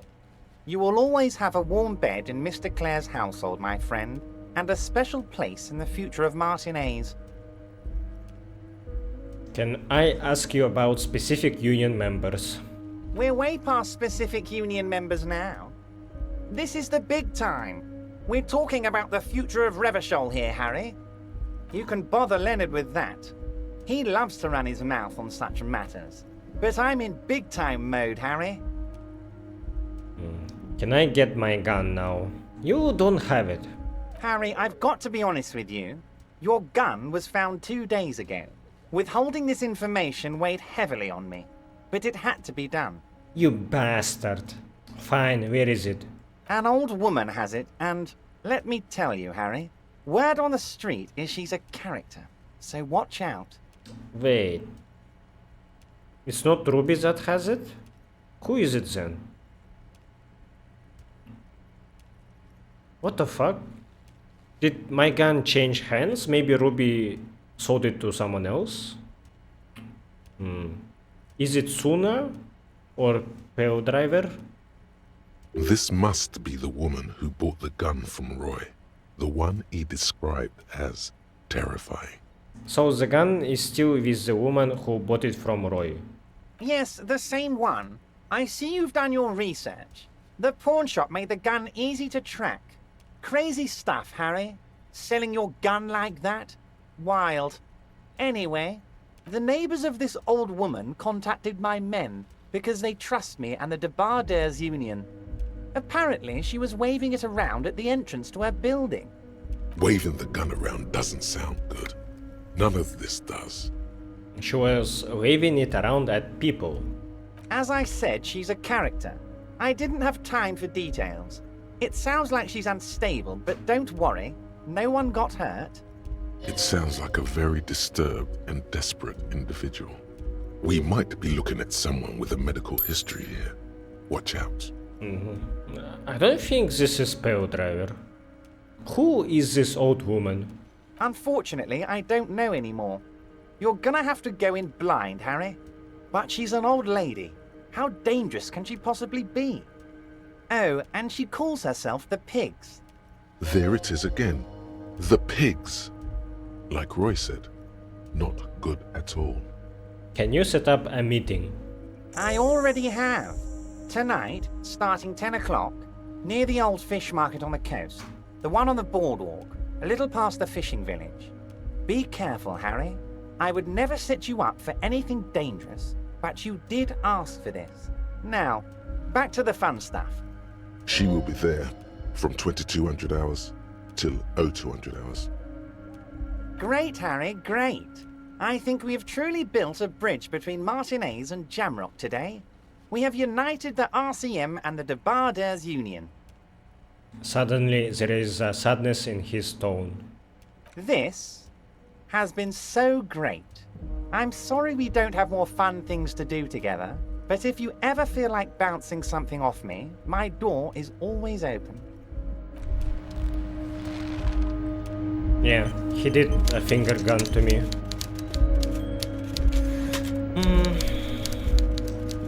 I guess he really thinks that we are friends now. Oh, hey, mister.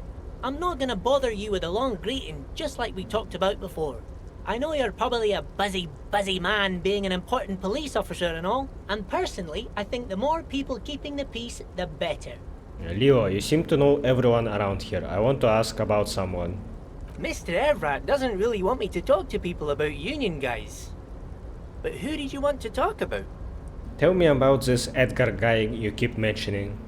Mr. Edgar is Mr. Evrat's brother. He looks a bit younger, he does, but a very smart fellow. Very smart fellow indeed. He's away on some union business. Not even in Revachol, they say. Don't interrupt, Leo. All kinds of places he visits. Him and his brother both do when they're on a vacation. Right now, it's Mr. Evrat's turn to look after the union. But last year he spent a whole winter in South Africa. Left with the first autumn rains and didn't come back before the trees were green again. South Safri. A lot of bulk chemical manufacturing going on there. A lot of cargo shipments being made too. So he was doing meetings about drug trade. Tell me about Mañana. He's a union man through and through. Good guy. He's very calm, laid back, doesn't do much, talks to Evrart sometimes. Honestly, I don't know what he does for us, but it must be important because everybody likes him. Yes, they do.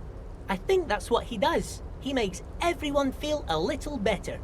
I feel like Mañana is one that does some shady stuff behind the scenes. Maybe he's an assassin, or maybe a land shark or something. Tell me about Measurehead. Whoa, he's really something. He doesn't talk much to me usually, but when he does, I don't really understand most of what he's saying. Actually, I don't think he would like me running my mouth about him like that.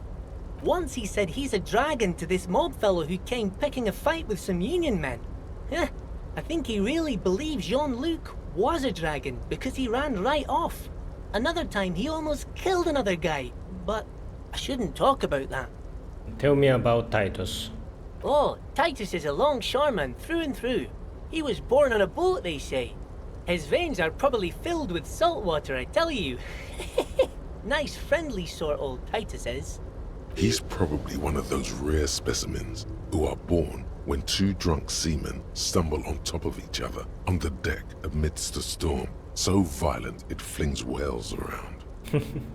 Tell me about Evrart. I'd best not. I mean, I could, but I don't think Mr. Evrart would like it very much. You better ask him yourself, mister. If anything, the ever-present smile on Leo's face gets even warmer. Tell me about René. The night guard. He was a peculiar fellow. Headstrong and proud. We didn't really talk all that much. He died recently. Something with his ticker. Sure, mister. What can Leo do for you?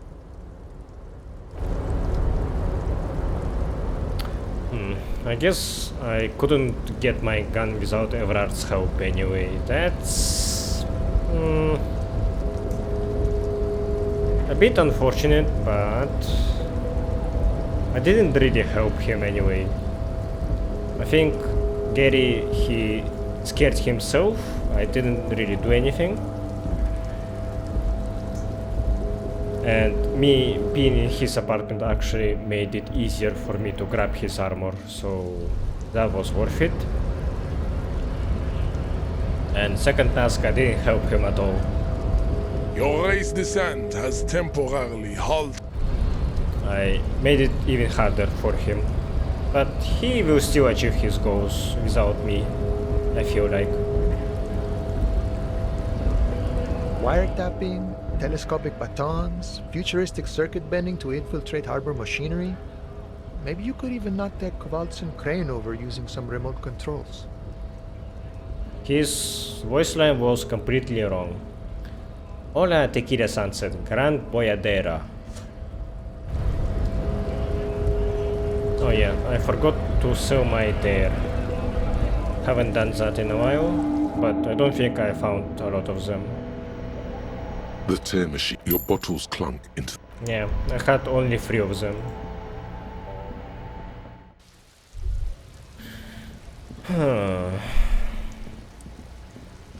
Should I talk to Gracia just in case? Haven't done that in a while. Again? I can't believe this shit. No. Why not? 'Cause it's not my job. Why don't you go and fucking do yours and solve this damn hanging? If you don't want to answer questions, maybe you want to hear me say things. Actually, I don't want to hear you say things. Come on, Jean. Okay, say things. I want to hear you say things. Hear that? He wants you to say things. Say one. Okay, I'm doing this investigation. A man is hanged. Okay, I'm doing this investigation and it turns out he was shot and hanged.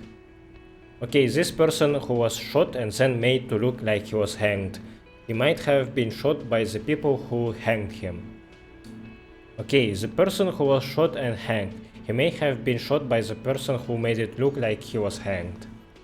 The person who we think shot him, who made it look like he was hanged, that we are looking for, we can't find her. Which one speaks to me more?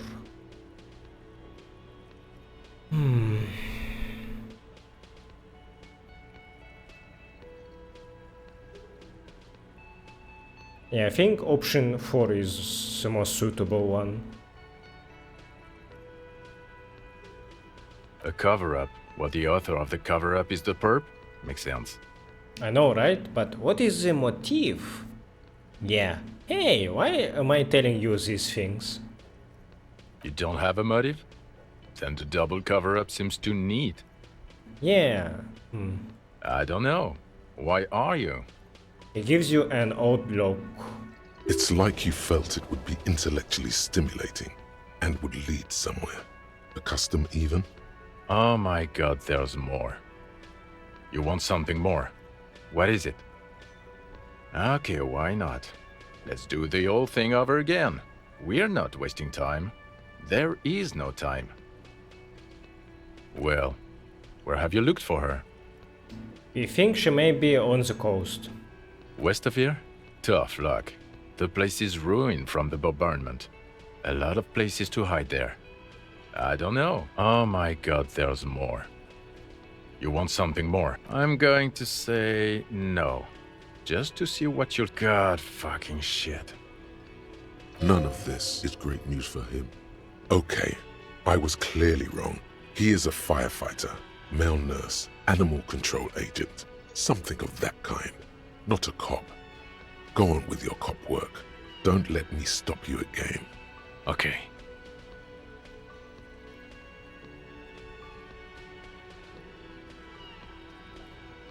Oh no, no, no. You see, This isn't helping. Neither can I, partner. Neither can I. It's a mere second, but it feels like you saw something. A gram of compassion in that sadness. Yes, it's a hobby of mine. As if waiting for some kind of reaction. My fritte bag is creeping into my clothes, so I think I should stop using it. I guess I can put this tape player just for fun.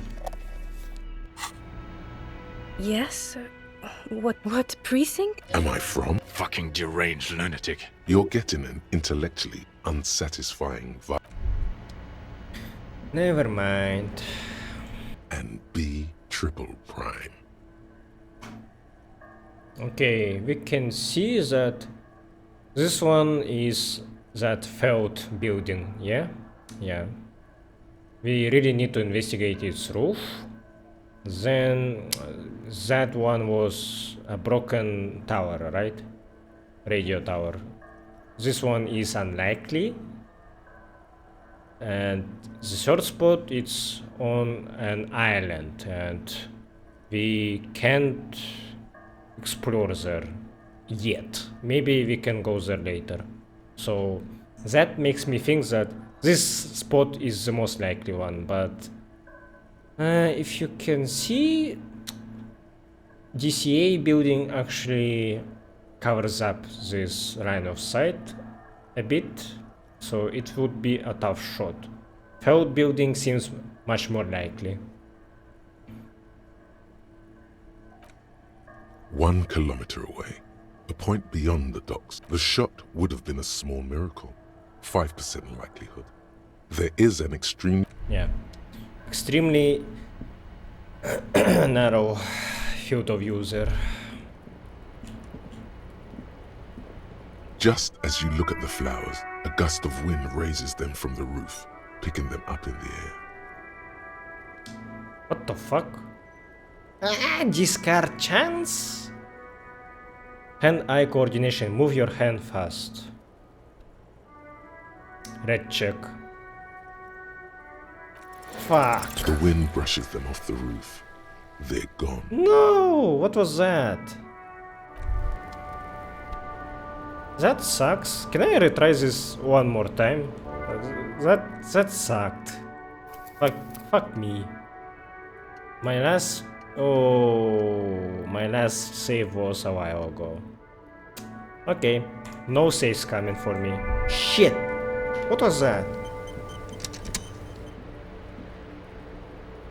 Maybe it was the thing that flew away from my ledger when I threw it away. Officer, it's a fine day for questions.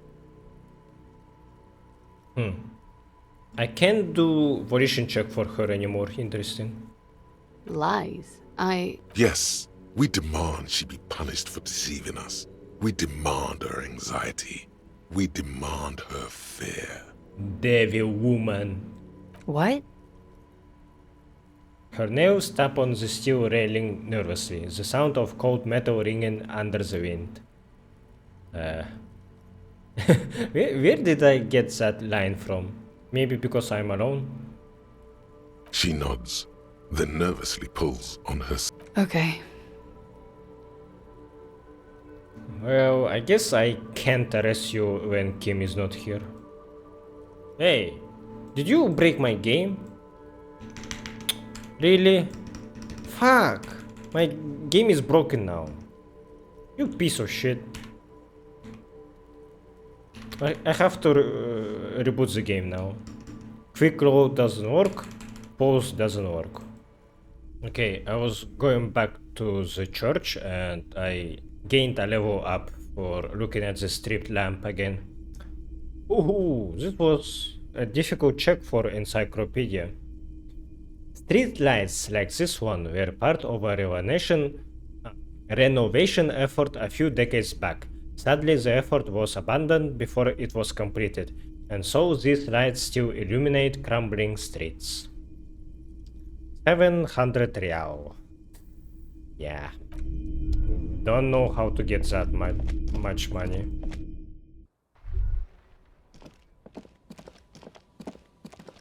Alright. I don't have much time to play.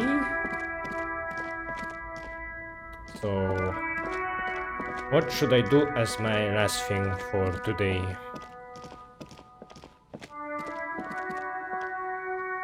Maybe I should talk to Ravers. Oh yeah, I can maybe put my point into empathy and try that girl again with microphones.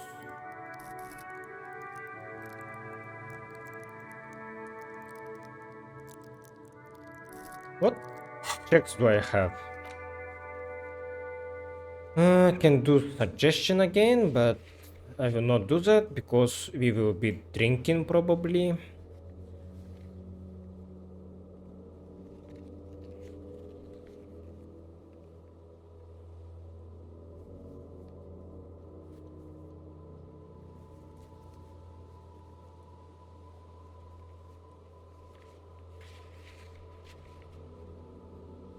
Yeah, so far empathy check is the only relevant one, I think.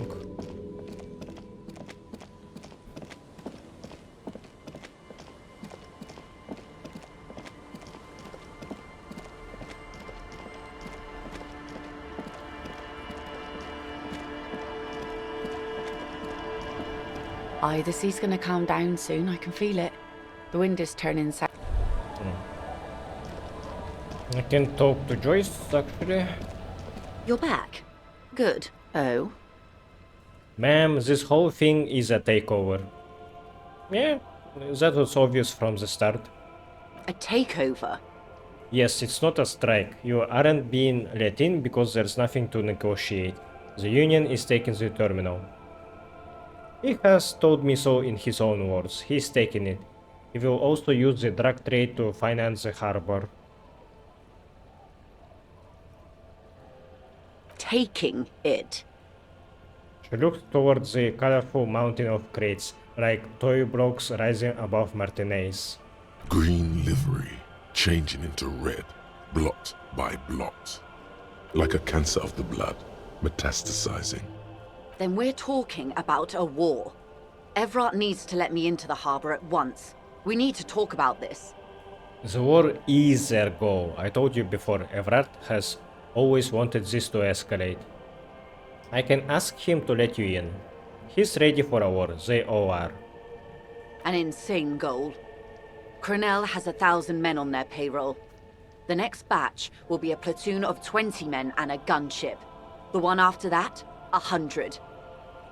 I have seen them. The Union is well prepared to take on Crenell.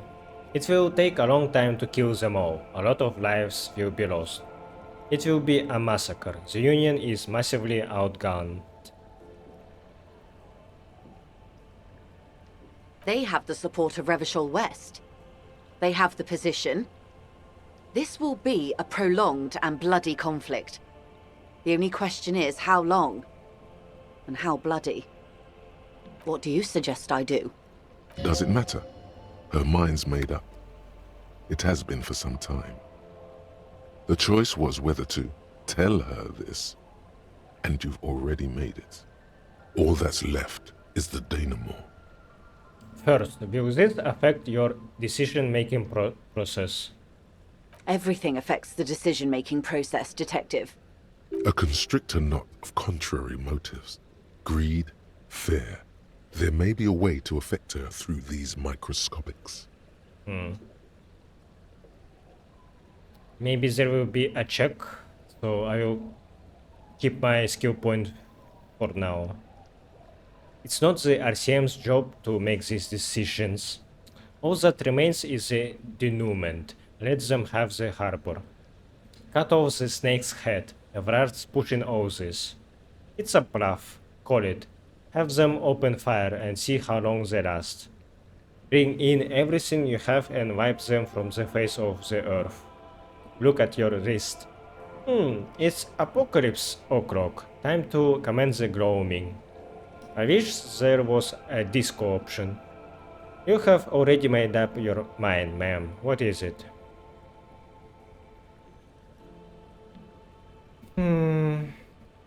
If I say let them have the harbor, she probably will not. Well, she can agree with that, but Wild Pines will not. So they will do this without her decision anyway. They will not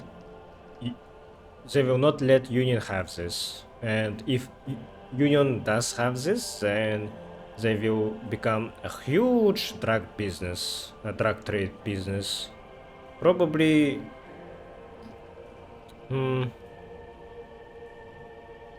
them making fishing village a huge worker district with a lot of new buildings will happen, probably, but I don't know. Sponsoring this with drugs it's just a shortcut, I think, and they shouldn't take it.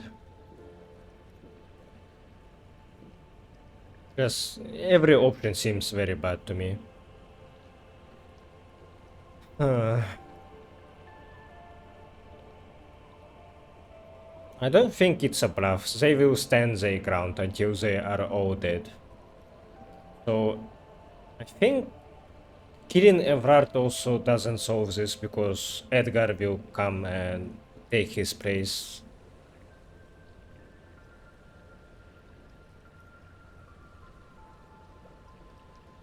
Fuck.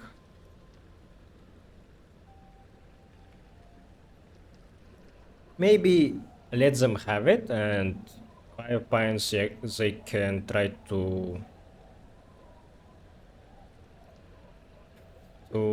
make new connections, new harbors to compete with them, and Wild Pines winning this will just make them a monopoly again, and I don't like that. Do you think it's within my authority to give it to them? Do you think I can control the board and the shell-shocked mercenaries they've sent? So, what are you going to do? What will I do? She says, slowly looking around. Did I ever tell you how they discovered this Acele? During our reality lowdown? You said you would one day. It may be the only break we've ever caught as a species.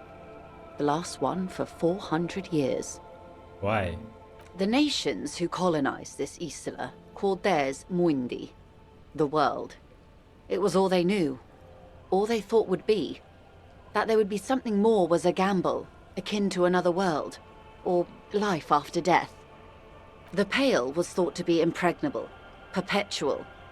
Irene la Navigateur, the Queen of Suren, sent 8 expeditions, one after the other, into the mass at the edge of the world.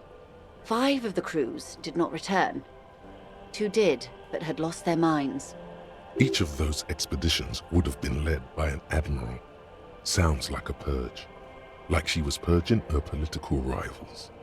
Sounds cruel. There was no precedent for such an undertaking. People thought she was punishing the admirals, or had gone mad, or both. Until after years of trial and error, and the development of a strict psychological regime imitating the creation process of poetry. Wait, so Irene was the one who ordered these expeditions, not Dolores. So maybe Dolores was just a head figure, and Irene was the captain of all her accomplishments. Called Volta do Mar, or Return from the Sea. The 8th expedition returned sane and intact. They told of a new continent of matter. They told the Queen and her counselor, Dolores Day, that the Pale had begun to condense, day after day, hour after hour, minute after minute, slowly raining down until it formed a vast ocean. The air is cold and scented with petrichor. This ocean. The phenomenon has never again been encountered. For a time, the crew thought they were experiencing a hallucination. The mass hand proclaimed, "Lancielinde, Lancielinde," the signal to wake up. But they could not. They were sane and conscious, as islands began to appear on the horizon. There are 78,000 uninhabited islands in the Insulindian archipelago, officer. The freckled face of God. She smiles. Oh, so there were no locals here, actually. You've thought it a million times. After life, death. After death, life again. After the world, the Pale. After the Pale, the world again. A total shift in human comprehension of reality. On the second day, a great skua was shot down above the flagship Lysergique. The bird was preserved and brought back, along with pollen. 4 years later, the Queen's counselor was proclaimed Her Innocence Dolores Day, the elected world spirit. The age of humanism, internationalism, and parliamentary rule followed. We were high. So wait, Irene was a queen before Dolores became an innocence, so Irene became her subordinate, and she probably didn't like that. Leaving us here. On Caillou, the Pebble, the largest of the fertile, uninhabited islands of the northeast Insulindian archipelago. 4 centuries and 2 revolutions later. Okay, I got a new thought, and the Insulindian miracle, 8 hours. You were reminded of a poem somewhere deep inside you, the translation of which you don't remember. Nulla sarà cambiato della luce, it begins. Colori com grigio e marrone, tutti stampati uno sull'altro. Trovai un vuoto, uno macchia bianca. Gli altri guardarono. Che bella giornata, che bel tempo, ma sentì la rotativa. You were reminded of it when you heard about the discovery of Insulinde, but what does it mean and how do you know it by heart? That sounds very interesting. Okay, lonesome long way home. I will get rid of it. Yeah. I'm gonna put my last point into perception. And then I will get rid of Lonesome Long Way Home and replace it with Insulindian Miracle. Yeah. The Great Skua was the first bird they saw. The first living, autonomous organism. Proof of reality. It's the symbol of Insulinde, Detective. The coat of arms of the suzerain and the wings on the crest of the commune. I seem to have it in for it. Or it for me. I broke one. In your defense, it is a nasty creature who plucks food from the throats of lesser birds. Yet much like Revachol, it is also magnificent. And rare. Imagine the suzerain of seagulls. And this was the last break we got. The nations of Mundi proceeded to discover 5 more Acele. Or they discovered us. All in the rush of the great inter-Easlary reconnection. But these others weren't uninhabited. We had to kill people there. Wipe out indigenous populations. Gunboat economies. Or they came to do the same for us. Or had done to each other. But here, there was no one but the Skua, the Lily Acele, and the Blood Beach, and the River Esperance. It was the new world. The Mondials used it to amass the greatest concentration of wealth mankind has ever seen. Revachol, the suzerain. What happened? Look around. Revolution. Poverty. And the mercurial rise of capitalism. What will you do? I will take your advice, Lieutenant Chiefrater. I will surrender Terminal B to the Union. I thought it wasn't within your means. She puts her hand in the rain. She's silent for a second. We will see. And what about the next time? This won't be the last strike. There will be another, then another, until the rule of law unravels. Good. They will start asking for more and more. Look to the water falling without saying a single thing.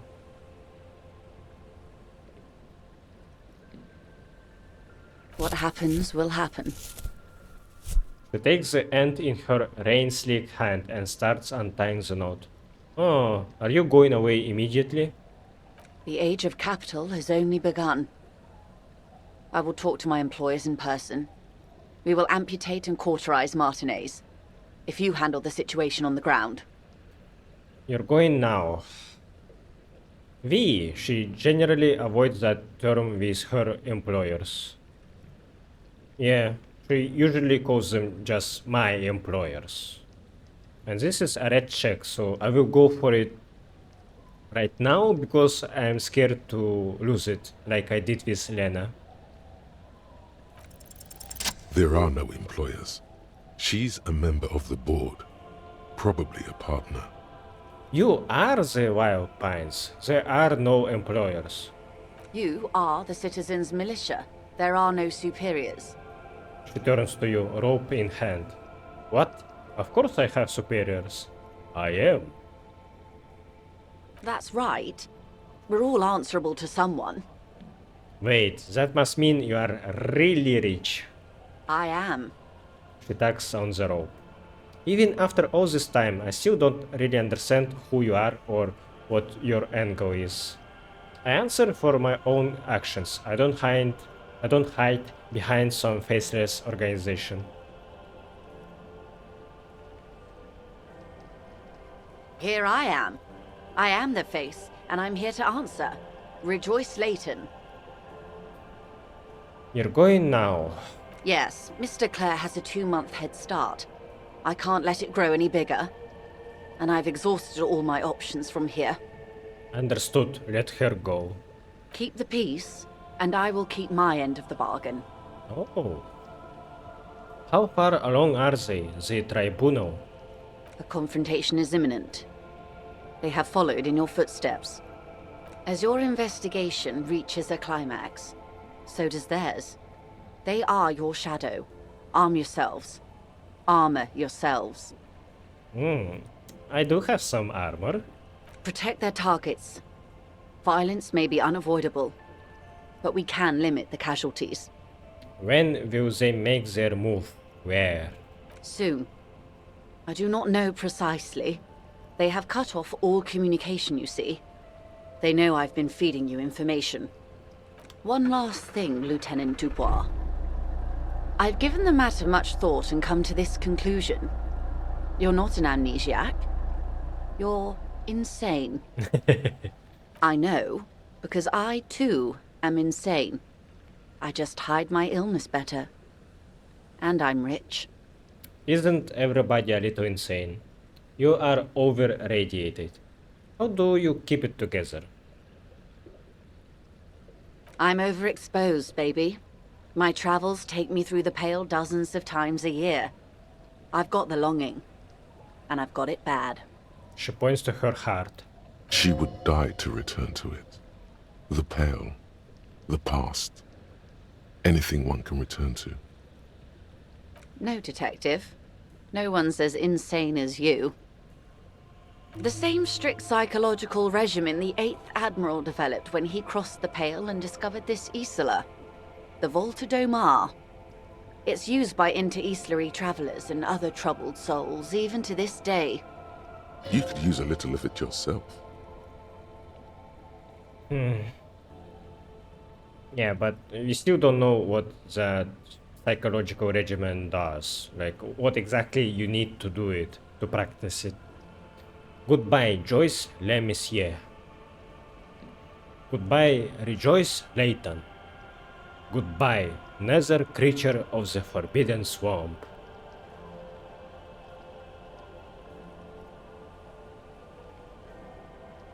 Watch out for yourself. They will strike soon. Secret task complete. Find solution to strike deadlock. Wow. Level up. Let's go. Okay. Forgetting this thought. Let's check. Yep, my perception cap is still on, so very nice. Cheating the system. Ew. Fucking hell, fucking neighbors. Slowly, the sails turn grey-blue as more oxygen gets between you. Wow, that was very productive. And I think that was a great point to end my episode in. Let's see. The sea's gonna calm down soon, I can feel it. She has nothing to say to me. And this grandma too, right? Okay. So, tribunal will happen after I find a suspect. That's what I have gathered from this. That's my conclusion. So, I think this really mattered. She will keep peace if I keep peace here. She will not bring gunships with her if I keep my promise and maybe do not let mercenaries to spill too much blood. Suddenly I think it's very important to contact moralists now, so instead of talking to ravers, I think I should talk to... Man, I keep forgetting her name. Soona or Sune? I should talk to her and maybe she will help me contact that gunship. Then I will do something with La Comité and maybe they will help me keep peace here. The same address the lead programmer of Fortress Acele was looking for. Yeah. But I'm gonna do that next time. I'm done playing, and this episode is probably super long because I will combine 2 sessions into one episode. Yeah, so